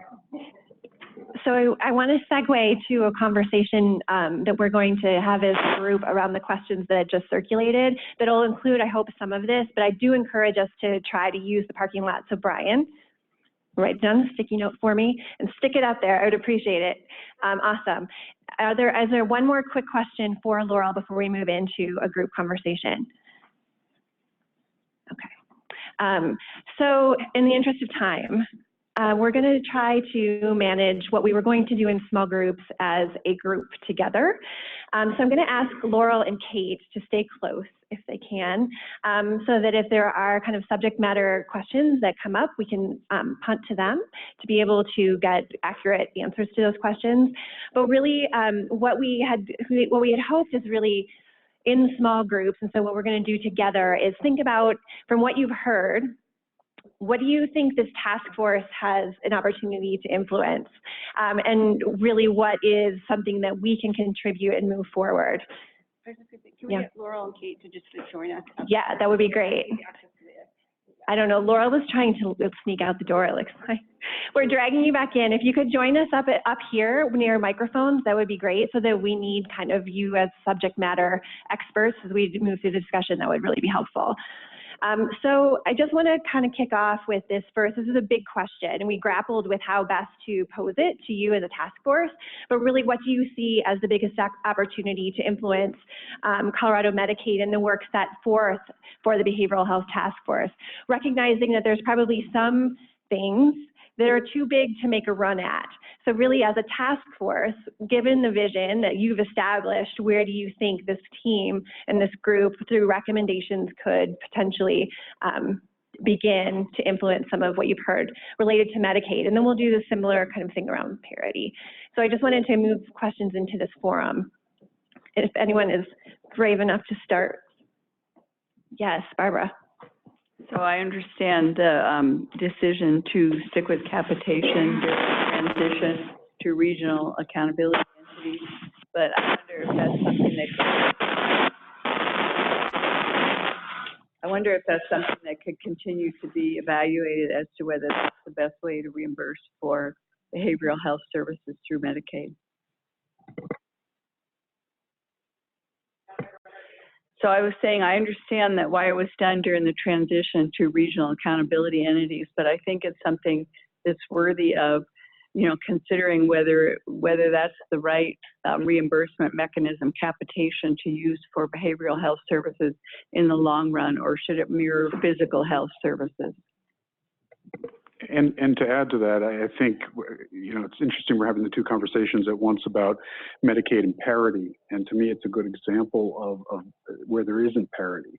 We're treating behavioral health differently, with Medicaid on the behavioral health side versus how we do it on the physical side. So I would like as well for us to examine how we reimburse, how we either capitate or do fee for service in terms of reimbursement for these kinds of services. So thank you, Barbara. And I want to make sure that it's not a current state conversation of where we might be with managed fee for service today and where we might be with capitation today, but I find myself trying to look into the crystal ball a lot about where our payment model is heading in the next 5 to 10 years. So really making sure that it's not which one are we going to pick based on today, but what's the future state look like, so we continue to move down that continuum of alternative payment models. And I think related to that is what's best not only for the consumer but the providers. Based on kind of what you said in the previous conversation too, is we know in our community our mental health providers just are not paid at a master's level. And we need to support that. I know Medicaid is very restricted in dollars. It's a certain amount of dollars, but just in general, the overall conversation, making sure that our mental health providers are paid, so that helps. We think in our community it's going to help reduce the stigma. It's going to help elevate them as respected community members, respected providers, and not just this, foo-foo sort of thing. It's actually real care. Can I just add something there? This is Kim Bimsteffer. So just to clarify, the capitation is a payment that goes to the regional accountable entities. Regional accountable entities pay the behavioral health of the providers on a fee-for-service basis. So similar to we might capitate Denver Health on the medical side, we capitate Rocky Mountain Prime on the medical side. We capitate our CHIP providers on the medical side. So I just want to clarify the difference between the two. And the second issue is we're going to get into payment levels. The payment levels to behavioral health providers are too low, period. Whether you're in medical, whether you're in commercial, when kids are coming out of school, the payments are too low, so they don't want to go into the area. So I think on the list of to do in this group, we've got to increase the payments and figure it out all across the board. And we got to make this state the place where people want to practice behavioral health and they care about making a difference. They should be in Colorado because that's where we want them to be. And that's sort of on the bottom line. Let's underline that and put that in. It's across the board. And for the record, Kayla's noting, so we'll underline that. And are we speaking in? Are you speaking on my microphone? No, you go. No, go ahead. In keeping with Kim and Jen's comments, I think there are issues of network adequacy. Some of them come to payment. Some of them come with highly restrictive networks. We hear from people with lived experience and especially in underserved areas, rural areas, about restricting providers' access to the Medicaid system. And I understand the principles of managed care dictate some of that, but having choice for people in rural communities is really important. If I would, if I don't want to use one provider because my sister-in-law works there, I shouldn't have to use that provider. So I think that's a piece of this puzzle as well around payment and network adequacy. Yeah, this is Kim. I'm just going to, and then I'll turn it over to Laurel because she knows far more than I do. But, when we moved to this integrated model, we shook up the system, and that was a very good thing. And it upset a lot of folks who were in control before. It was the right thing to do. We have a significant increase in provider access, and we have seen a significant increase in utilization because of that. And we had a scorecarding executive leadership meeting this morning. I can't remember the increase. Do you remember the increase of? All right, I put her on the spot. No, but we can get that to you, the tremendous increase that we've had in access. I can tell you it's causing the trends to go up because I just approved and signed all those contracts for those capitated rates. And the trends are sitting for some of our raise at more than 10%. One of them is sitting at 17%. So increase in utilization is good, but we're under the dome and it's coming from somewhere. So anytime you move from a model from here to there, you've really got to do that thoughtfully. The second issue is we're going to bring on the the substance abuse inpatient treatment. And we've all got to figure out together where that is. I'm really surprised the Rays aren't knocking on my door and going, I don't want this capitation. I don't know what this is going to cost, right? So that whole conversation, the fact that they're not, maybe everybody wanted the contract and now they're like, oh, but that's an issue that we've got to be careful of, right? What's that number? Is it right? Did we do it by each ray, right? How the contract's written, the pre-certification, all of that, continued stay, all of that. Just to quickly tag on to what Kim was saying, this is Laurel for those on the phone.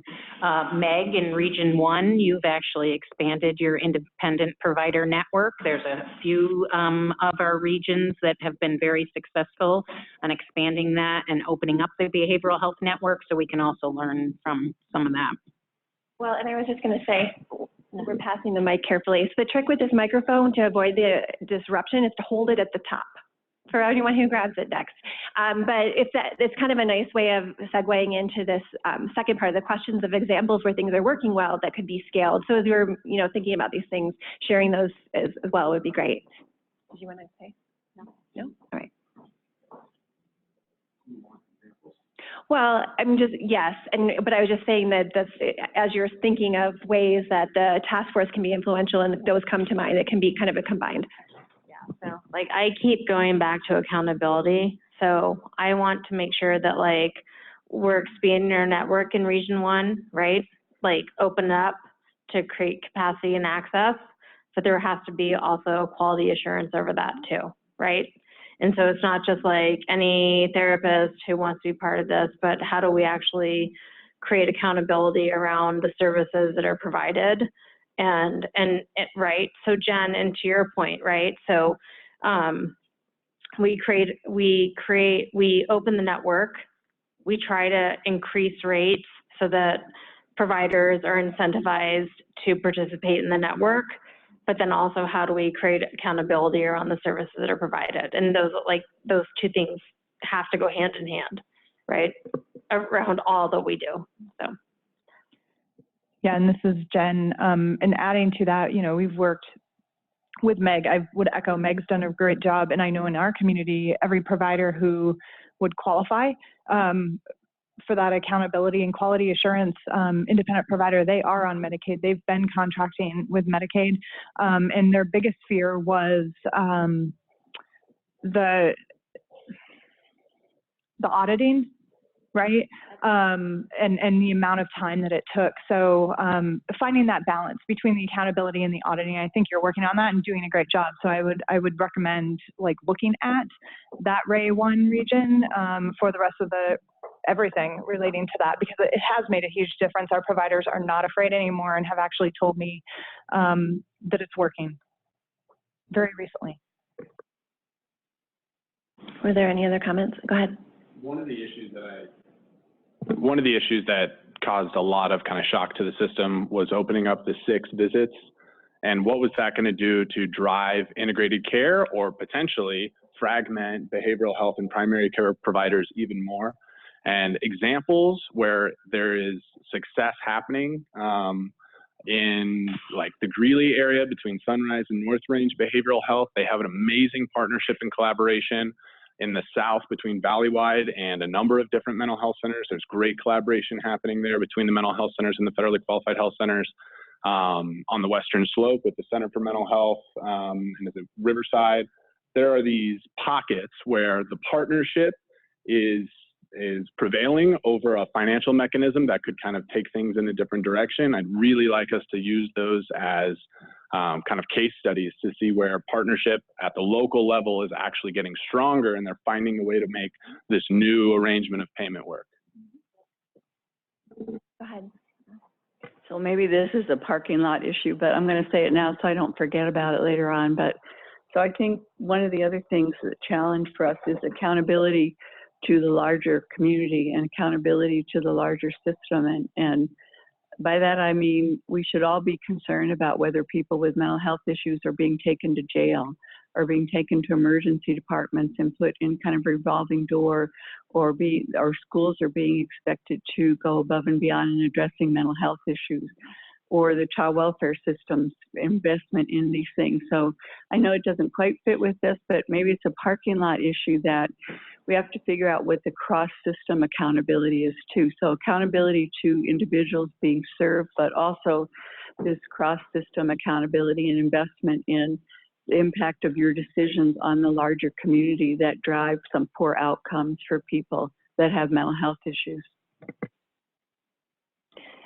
Other comments related to the Medicaid presentation before we move to a discussion around what Laurel presented and parity? I'm sorry. Yeah, if there are any questions on Zoom, you can unmute yourselves to just join the room or chat them in the chat box.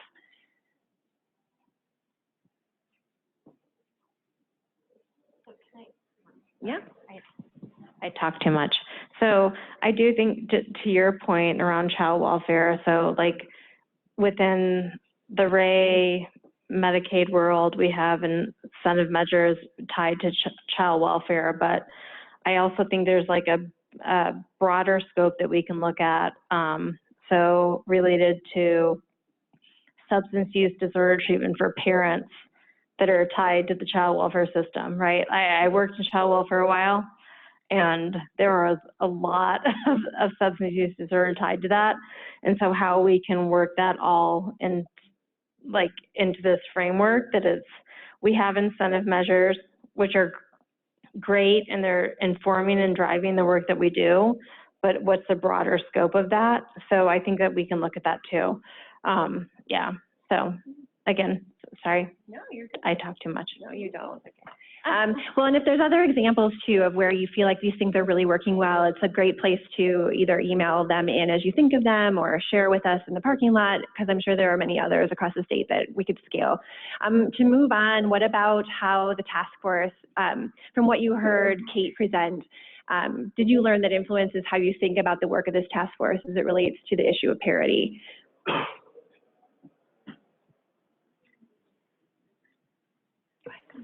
So I really appreciated Kate's presentation on parity. I mean, a lot of people thought that when the parity laws passed, it took care of everything. And those of us in the provider world know it really didn't. And so all the loopholes that Kate talked about, and I'm really glad, and one of the questions I had earlier is what can we learn from what other states are doing? And so defining a lot of these loopholes and how can we learn from other states and what they're doing. And I think it's such a huge issue. And I almost feel like it needs its own little subcommittee, because I just want to know how this task force can support that work. Because I think when you talk about people being insured or underinsured, these are the issues that I think we need to be focusing on. So I'm not sure if it falls into the safety net subcommittee, but how do we focus on it as a task force is a question I have. Yeah, and I think that's what we're trying to uncover in this discussion is really what do you think is something that this task force can make a run at? Are there other thoughts related to that, to kind of clarifying or refining? One of the parking lot things that I wrote down is I think it deserves a subcommittee as well, or at least it needs to be identified as something the task force level is going to own if we don't convene a subcommittee, because I think it is very distinctly different than what I think of when I think of safety. Even if some of the providers are the same, they're very different. One of the things that maybe outside of the scope of this entire task force, but if we had a smaller safety net subcommittee, I think could be addressed, and because it is a major issue that's rampant throughout healthcare. For example, a physician can spend 10 minutes doing a wart removal and get reimbursed $200 for that small, simple procedure that anybody pretty much can do. And you know, as somebody who is in rural area who is trying to deal with a child, adolescent whose parents are also substance using, has to spend 90 minutes, and then maybe they get reimbursed $200. So where's the parity in that? That's the part that I think is fundamentally flawed in the healthcare system. And again, it may be out of the scope of what this committee can do, but I just think we have to really put it out there. So that's the type of issues that the states are talking about and struggling with, trying to find a way forward on. I think what may make some sense is once, as Kate talked about, the person that we're trying to get hired to be our behavioral health expert. I think once we get that person hired, it would make a lot of sense for that person to come back to this, and we can start a subcommittee at that point. As if we start that now before we get that person on board, we'll just have to start all over again with that person. But I think it's a great idea for us to focus on that conversation. Well, that's a question for Michelle. Yeah, I was gonna pass it though. I'll do this for you though. If Michelle decides that it is outside our scope, we can have our own semi-task force at the Division of Insurance on this issue, and that might be something that might make more sense anyways. Sign me up. Michelle, is there something else you wanted to add? No. So just like one last thing, Summer, I think that like you've heard just like in the brief community meetings, like there are other task force that are being like sub-task force that are being called for too, right? I think that like we've drawn down these three, but we're hearing that there needs to be more. Yeah. And that's a balancing act. So I don't know how we do that, but. Meg, that is within the scope of this task force. We had 3 subcommittees outlined by the governor to us because they were urgent things. But this task force does have the ability to create another subcommittee. Yeah. And that may have a different timeline that they start January. But yes, absolutely we can do that. Just know it's more work for all of us. Yeah. And I love it. I love more work. Yes. More Zoom. I'll do it. Yeah. Anna had a couple questions from people on the phone. So we actually have a pretty active parking lot going here, which will, we have a great attendance from members of the public, so we'll make sure to capture those. But Byron, who is a member of the task force, asked, what are the barriers or the timeline to the state getting the 1115 waiver, and can this committee help expedite the approval for that?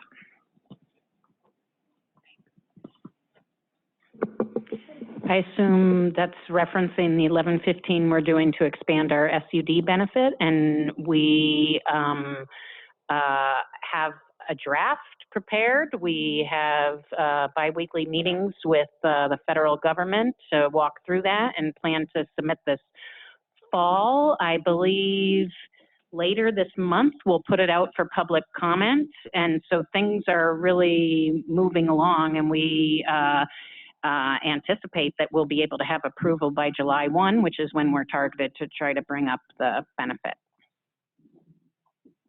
That was it from the, okay.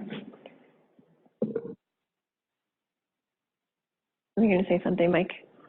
You looked like you might. Oh, I always have things to say, but no, we were just whispering and telling secrets. Oh, okay.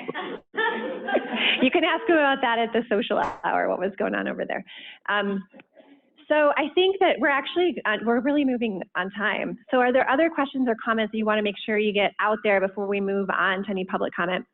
So just very quickly, on the contracting piece, there was a law passed. If I had known that we were going to be talking about this issue, I would have dusted up on it. But there was a law passed, I want to say 2 sessions ago, that just went into effect, or is going into effect, I believe, January 1st, 2020, that will require carriers that we have authority over. So the fully commercial plans, if I'm remembering correctly, they will have to actually provide you with detail if they decide not to contract with you and give you what the reasons were. Credentialing is a different issue, but I'll dust up on that next time we come. I'll have some more facts for you on that piece. Where it gets a little bit dicey and where folks get confused, though, is that law won't apply to any ERISA plans that you're contracting with. And quite often the problem that you're having is to getting into the network is with the ERISA plan that you want to get into the network with. So it gets complicated really quickly, but we can at least start with the commercial piece and we can go from there. Yeah, so sorry, ERISA plans are the self-funded plans. This is Kim. Just one more thing. As Mike goes through his good work, it's rare that the insurance companies that serve the ERISA plans have 2 different networks. It's rare that they have one for insured and one for ASO or ERISA plans. So the good news is if all that good work goes forward, should help everything. This is Becky. Can you all hear me? Yes. So I just want to echo what's being said about looking both at credentialing and at Medicaid reimbursement. You know, I live in a frontier area, and I think I can speak for rural and frontier Colorado, is that our payer mix is predominantly Medi-Medi, and that's not going to change. And we also have a very high patient panel of complex trauma, which is hard to treat in 6 sessions or in 1 primary care visit. And so we're dealing with very complicated patients, both medically, mental health, and substance abuse wise. And so looking at some fundamental shifts, I think is essential, because we have very few resources and very, very complex people in our community that we work with. Summer or Michelle, is there anything you want to reframe in terms of drawing out some comments? No? Okay. All right. So I feel like I'm turning my back now to the rest of the group. We want to make sure we protect some time for comments from those of you who have taken the time out of your day to join us at the task force meeting. So is there anyone who would like to share a comment or a question? And if you could just tell us your name before you ask, that'd be great. My name is Kathy Hartman. I live in Loveland. 2 things I'd like to point out. 20% of the population of Colorado lives in Larimer, Boulder, and Weld County, and yet there is no representation on this task force from those 3 counties. And I would hope that those who represent the state would remember that there's a lot of people up north. We have great things going on and great needs. And it's unfortunate that there is no representation on this task force. The second thing is, as of last week, we still have a hospital, at least one, in the state of Colorado that does not serve people with intellectual disabilities who come in for mental health needs. Your IQ is too low, was the statement that was made to the family who approached this hospital. I don't think our IQ assessment is all that accurate. So why we can serve a person with an IQ of 75 but not 65 is ridiculous. And so I think we really need to look at, I don't see a lot of individuals here that represent the intellectual and developmentally disability community, and I would hope that we include that in the safety net discussions and other places within this task force. Thank you. Is there any response? I'm good. Anyone else? Oh. Making me get my steps in. Yeah, thank you. You're welcome. Thank you. I'm Jason Chapeau. I'm from Pueblo, Colorado. Work for the Community Mental Health Center there that covers Pueblo County, Huerfano County, and Los Animas County. Wanted to thank you all in advance for the effort and the thoughtfulness that you're putting into this work. Certainly, as someone who's been in the safety net system for 25 years, a lot of blood, sweat, and tears from me's in there. And so I appreciate the work that you're engaging upon. Wanted just to kind of piggyback onto Jen's comment around the provider issue and just indicate that it's easy to slip into a client or consumer versus provider-friendly system dialogue. And I so much appreciated your perspective in that it can be friendly and navigatable and work for both.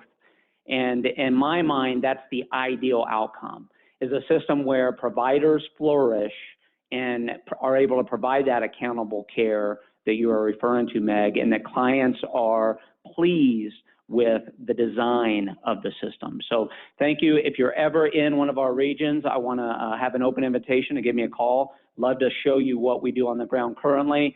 Sometimes the map and territory look a bit different, and would love to give you some visibility to the territory if you're around. Yeah, it might be a nice connection for summer for a community convening. I thought I saw another hand. There we go. Hi, Karen Rice. I'm Assistant Medical Director and Psychiatrist at a Community Mental Health Center in Boulder County, Mental Health Partners. I just wanted to comment on the question of what could this task force do. So many of the issues that have been brought up today, I think that the thing that underlies a lot of them is that there's a lot of really good care being provided, but the good care is not reimbursed. The reimbursement doesn't align with that. The majority of my day, I'm working very hard. I'm doing things that I think are very helpful for my patients. The vast majority of time I spend is not billable.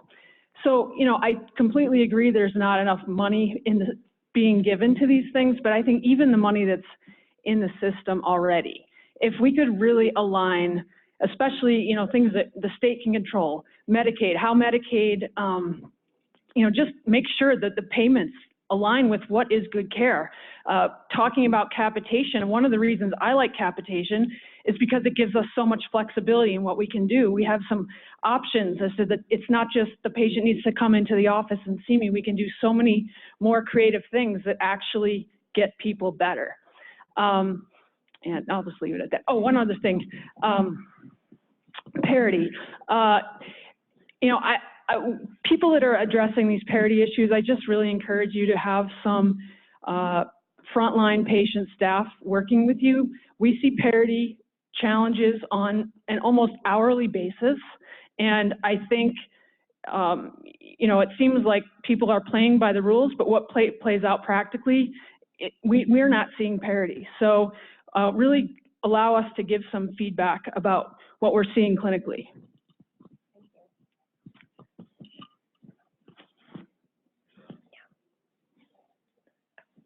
I'm sorry, I'm being pointed in both directions. Go ahead, Allison. Can I interrupt for a second for the thing? We've been lucky enough to have our governor join, and so we want to make sure we have a few moments to hear any words from him and for us to give some comments to him. But so let's go quickly through the public comment, but I don't want to shortchange your thoughts, so go ahead.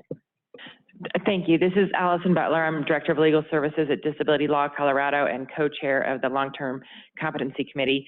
I just wanted to, number one, echo a comment that was made just a little earlier about folks with IDD, and to keep in mind that we do have folks who are dual diagnosed, and we need to make sure we are looking out for their interests. And we have also heard of people who, you know, there's one particular area of the state where folks who are our clientele who have IDD, intellectual developmental disabilities, have no ability to get mental health services. There isn't anybody in that community. So think about not just appropriately paying people who are providing those services, but how to get more people to be providing those services. And, my guess is that it's tied together, that we're looking at reimbursement kind of things. And I wanted to also make sure that you're focusing on other things that you can do. We are at a real crisis in housing and looking at maybe supported housing things and ways that we can help people so that they don't get to crisis point. We can have them have ongoing and maintained mental health services so that they don't get to these crises points that we're talking about. So to really keep in mind housing. And yes, we have a special guest joining us. Governor Polis is here with his pup. And so I'm going to pass to Michelle to introduce him, to thank you for coming and share a few thoughts. I don't think the governor needs any introduction other than to say I'm with extreme gratitude that you asked us to form these task forces. I do think GM may need an introduction. So for those of you that aren't in the room, we've got a little puppy here. Do you want me to speak from here, or where? Yep. Well, hi everybody. If you want. Governor. What's that? You can come up to this table if Oh, you'd is there? rather. Okay, I'll sit there.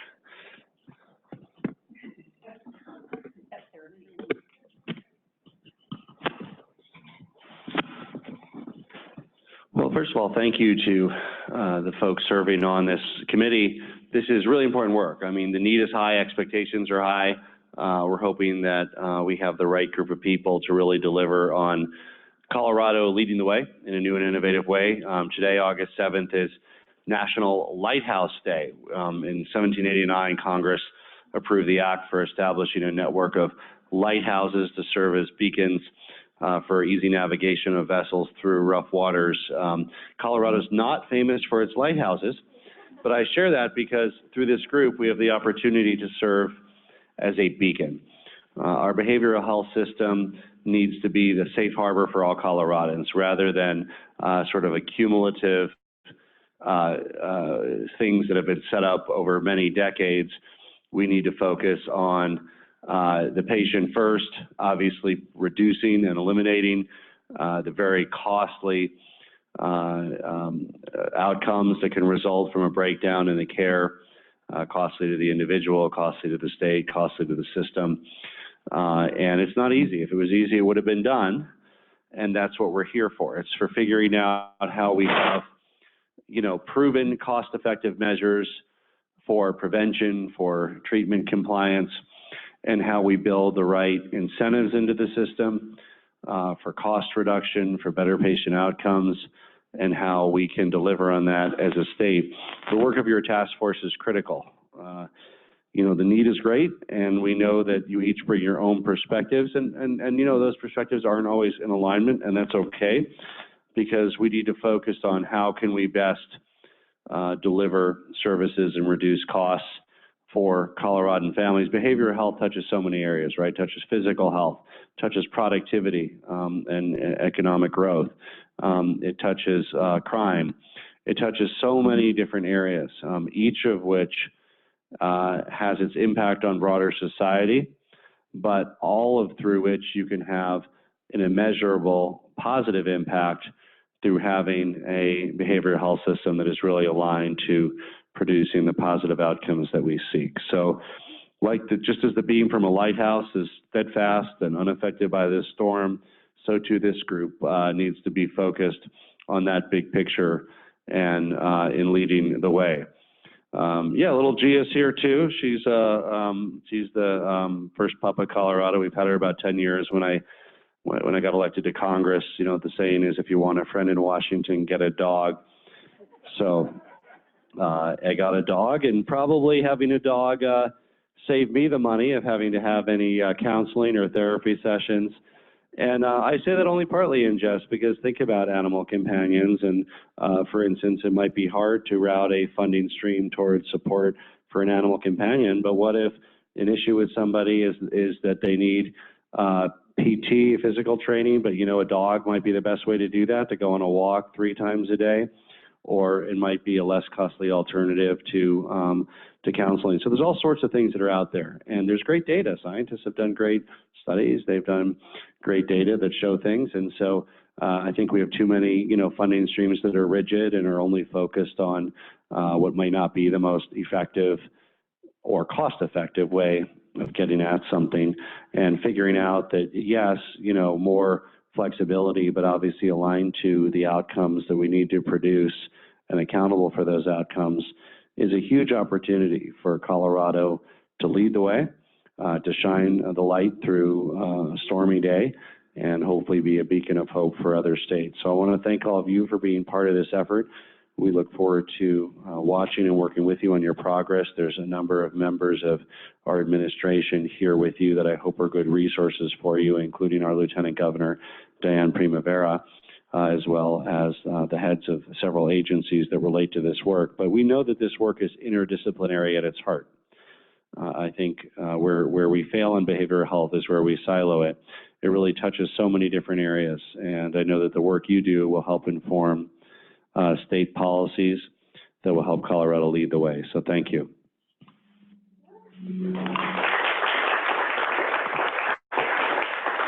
Governor, if you have just a couple minutes to stay with us, we're just wrapping up.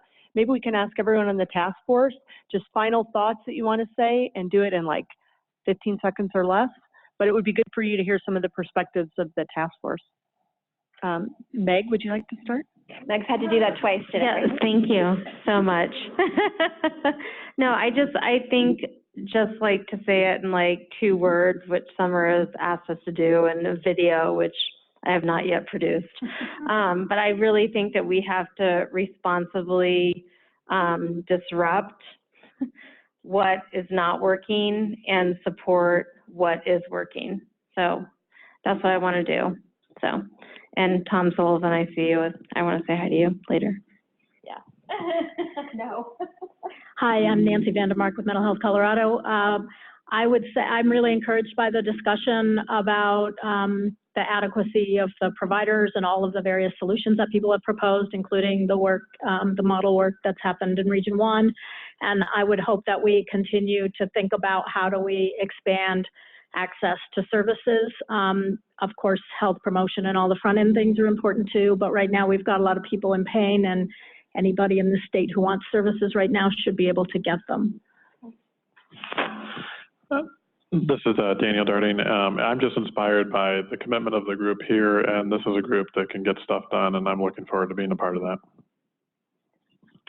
Corey Notstein from Colorado Springs School District 11. And I think what I'm learning is that we continue to talk about providers in a way that is agency-based, but we're continuing to forget about how we're providing services within school settings for youth, and really looking at reimbursement within the schools for Medicaid.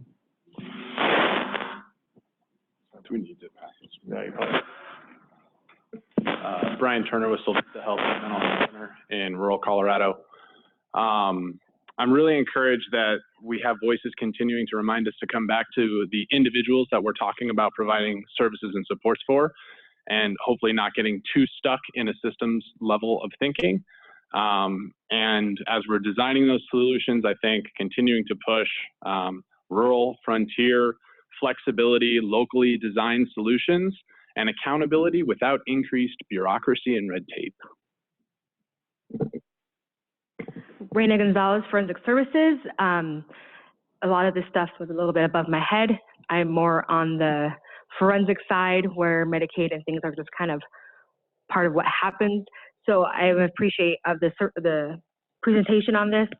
I do want to say that with the woman mentioned housing, and that is something that I am going to advocate for housing for ACFs in all communities.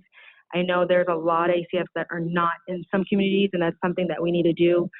For our patients that come out of the hospital, we really need to return back home to a community, and that gets stuck in the Pueblo County area and Denver area. Mickey Hunt, Department of Military and Veterans Affairs. From what I've seen in my 2 visits is that rural is very important to our veterans and getting care for them, and that it appears to me that we can't get this done fast enough. Kate Harris, Deputy Commissioner. I just want to say thank you to the group for the invitation to present today and for your interest on the work we're doing with parity. We look forward to continuing to work with you and update you. Hi, Governor Polis. I'm Barbara Drake from Douglas County. And I kind of hate to admit it, but I've worked in county government for 42 years. And I feel more hopeful now than I have really ever in the past, that we're really intent on fixing what's not working and keeping people from falling through the cracks, while also bringing along prevention. And you've already done some in that area with all-day kindergarten, which my daughter and my grandchildren are very thrilled about. But I think we have to address both the deep and complex issues that people face and prevention at the same time. But I'm extraordinarily hopeful.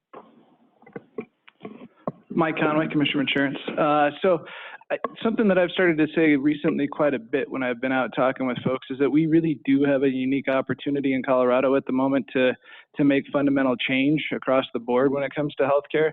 We obviously have a very motivated governor and lieutenant governor, and they've hired folks that are pretty motivated too, very motivated to find solutions. So it's an exciting time. It's an exciting opportunity. I think you see that passion in the room, and that's why we have so many folks here, and that's why there's so much interest in this. It's not because there hasn't always been interest in this topic. There always has been, but I think it's grown because there is a real push out there, and there's a realization that there is time for us to actually make change in a meaningful and sustainable way. So that's why I'm excited. Michelle Barnes, CDHS. I love that we had such a great systems level discussion today. I learned a lot, so thank you to our presenters. And I'm really looking forward over the next month to getting out and doing listening sessions. So while we're talking at a systems approach, we can all have in our mind's eye the stories about the people impacted. So when we're talking about the IDD population, everybody's got in their mind a few people that this addresses, so we can make sure we're keeping this person-centered while we create a system reform. Well, I just want to thank the governor for his vision and for obviously his willingness to think outside the box. You know, I think that's our big opportunity right now, is to think outside the box and figure out ways we can keep people mentally healthy. Another thing that the governor has, his slogan has been Colorado for all. And when there's those of us in the room that want to be the voice for people who have intellectual and developmental disabilities or traumatic brain injuries, or, you know, that Colorado for all should mean Colorado for all, and nobody should fall through the cracks. So I appreciate your vision on that as well. Kim Bim, Staffer, Healthcare Policy and Financing. I just want to remind everybody that under the governor's leadership and lieutenant governor's leadership, we're really focused on lowering healthcare costs to save people money. And when you lower healthcare costs to save people money on the medical side, it frees up dollars to do other things that create a better system, a better overall ecosystem. And we have a grand opportunity to connect a whole lot of dots. One of them is House Bill 1320, which says to big players in the system, hospital players, what are you doing with your excess profits and how are you investing back in the community? And as we create enormous transparency through House Bill 1001, and we create transparency around how are we investing in the community together, we can align those objectives of saving people money, pulling all those monies together, recognizing transparency, and pushing it back into behavioral health to get ahead of the curve. And that means schools and all the support systems that we need, plus all the counseling that we talked about today. Huge opportunity. Laurel Karabatsos, Department of Healthcare Policy and Financing. Want to thank the task force for having me come present today on Medicaid, and we're looking forward to digging into some of these issues and seeing how we can improve the system. Lois Landgraf, State Representative, and I wanted to say earlier, we've heard today about the importance of service provider reimbursement and how low that is. And it is my firm belief that until we start reimbursing our service providers at an appropriate rate, we're not going to have service providers to provide the services that we're all here talking about. And yet we do not have a single person on this task force from the Joint Budget Committee, which perhaps is a good idea, but I'm hoping at this point, although if they'd like my spot, but I'm hoping that down the line, maybe not, I'm not going to use the word task force, but at least they could be brought in and they could be made aware very intently of what we're doing here, because it really doesn't matter what we do here if we can't get it funded there. So that's just something that I think maybe has slipped through the cracks as far as you know, a whole package here. You have a wonderful package, but maybe there's something missing with that, because funding is important, vital. Ditto. Yeah. So Glenn Most, I'm with West Pines Behavioral Health and SCL Healthcare. I see this task force as a gift, and I'm very honored to be a part of this and to serve along with such distinguished people. I also see it as a very time-limited gift, and I'm very cognizant that we have 10 more of these meetings left. But in the 20-plus years that I've been on the provider side, I've never seen such momentum in the area of behavioral health, and I thank you and your administration and the state for allowing us this opportunity. Nancy Ingalls, Douglas County School District. I too learned a lot here today, and I appreciate the advocacy of everybody who has spoken today. I'm very optimistic, and I can see how any improvement recommended by this task force will contribute to the coordination of services across systems that we see in our vision statement. I'm Neil Epperson, and I'm from the Department of Psychiatry at CU Anschutz Medical Campus. And as the chair of the department, one of the goals that I have to think about is workforce development.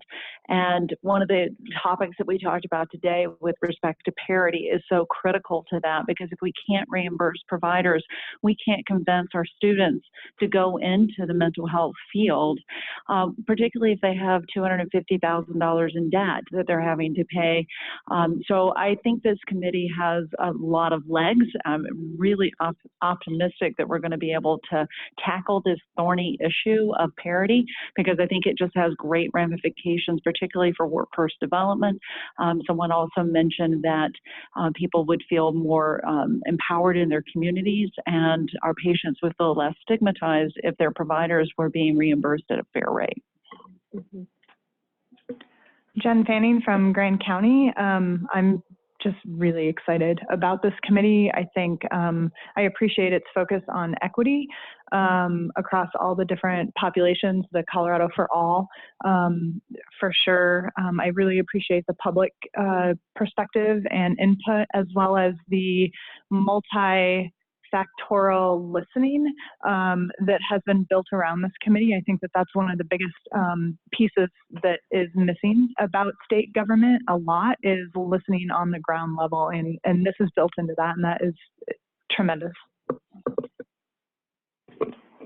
I'm Jill Dario from Grand Junction, and I just want to say I really learned a lot today, and really am grateful for the opportunity to be here and working on this. And we talked about this on our July 1st meeting, but I think a great goal for us to have is we want to be the state that other states call in the future and say, what did you guys do to turn things around and get things going in the right direction? And so I think that's a great goal for us to have. I'm Della Vieta from Alamosa County Public Health Department and the San Luis Valley Public Health Partnership. I don't know if I can say anything new that hasn't already been said around the table today. It's a great honor to participate on this task force. And I really feel like we've got a diverse group here at the table in terms of the professional experience and the personal experience we bring to the table. And I think that that collaborative effort is something that we really cherish in the San Luis Valley. We pull together and we help each other. And so I'm really heartened to see that effort is at this table as well. And I think that that will help us get some good things thought out, if not completely implemented in the short period that we have. I'm Laura Teachout with NAMI from Colorado Springs, and I'm very glad to be here. I think that what's most exciting to me is that I'm hearing both from the public and community members who are here, and those of us on the task force, that it's also really important to think beyond prevention and acute care into reintegrating into the community people who are getting better, figuring out supportive housing, figuring out how they can get jobs and be productive in community. So I'm glad to be here, and I'm looking forward to the solutions we come up with.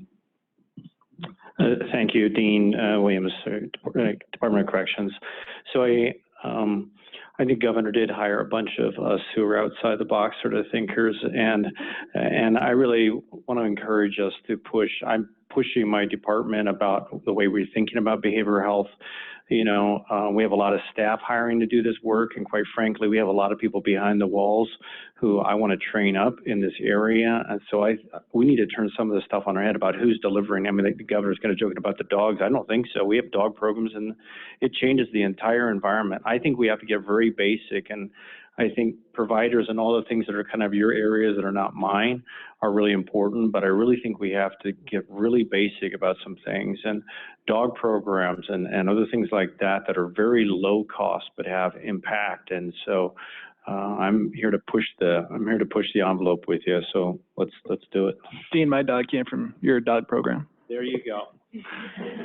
Hi, I'm Patricia Oliver with Oliver Behavioral Consultants, and thank you for the opportunity to be here. The wealth of information and knowledge we have between our constituents or the task, it's just amazing. And I see this opportunity as a chance for evolution in our system, in behavioral health services in general. Yes, our individuals with developmental disabilities, for sure, that those are dear to my heart. Also, trying to figure out a way to make this a clear path. And I cannot say that enough, because it's not, you don't, access to behavioral health services in Colorado is different depending on where you live and what you have to do. Enrollment for providers is different depending on the rate you're working with. So how do we make that a little bit more simple to understand, and for not only providers to access, but our constituents to be able to know where to go, what to ask for, and how to access our support services? I'm Valerie Schlecht with the Colorado Cross Disability Coalition. I really don't have that much to add.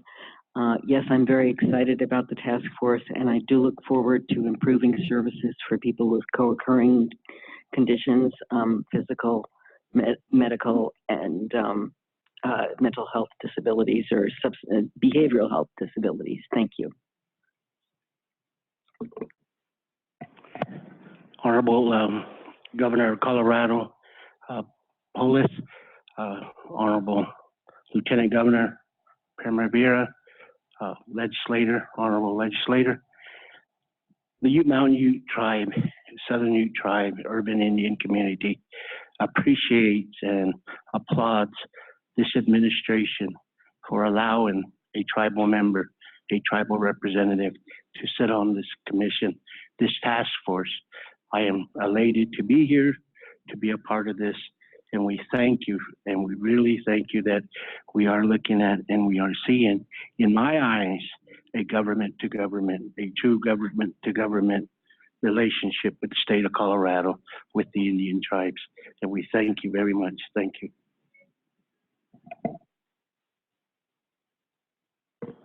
Debbie Oldenettle. I'm with the Division of Criminal Justice for the state as the Deputy Director. And I just want to echo, I guess, what Glenn said in terms of what an opportunity, and I feel privileged to be part of this group and how many folks are on the table. I've talked about this before, and will echo some of what you talked about, but the number of systems and impact to society that mental health has. And I worked in the federal level in criminal justice. I then worked in the county level over a human services agency and in child abuse and neglect, and watching families get stuck in the system and not know how to navigate it and go through it. And then as a parent, his husband is a teacher, and watching him deal in the educational system and have to deal with not having the resources with some of the kids that are presented to them.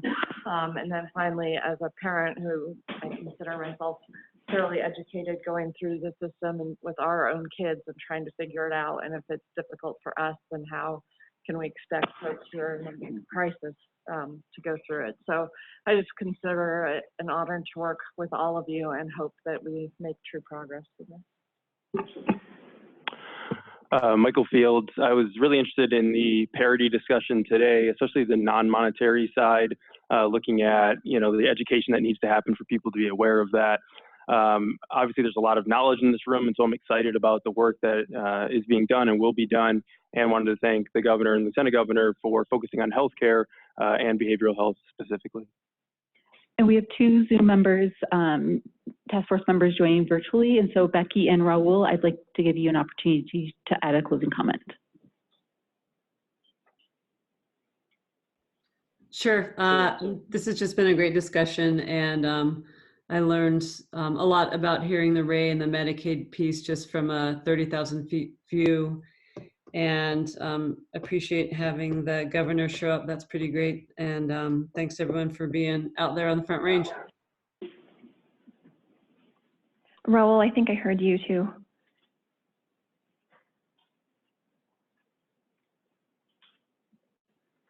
Can you hear me? Yes. Can you hear me now? Go ahead. Okay, perfect. Sorry about that. The three things that I would say that these are takeaways from me is going to be the reimbursement, remodeling and modification. I think that's also going to lead into some additional workforce development capabilities, which I think is going to be extremely important out here in the Grand Junction area and the Western Slope. And then based on some of the conversations we've heard today, some flexible community-based grants or funding opportunities to allow for those innovative models to make sure we're caring for individuals in a way that makes sense to them and not the bigger system at large that may sometimes be disconnected to what is really needed. Thank you. Thank you. All right, I want to thank everybody for coming today.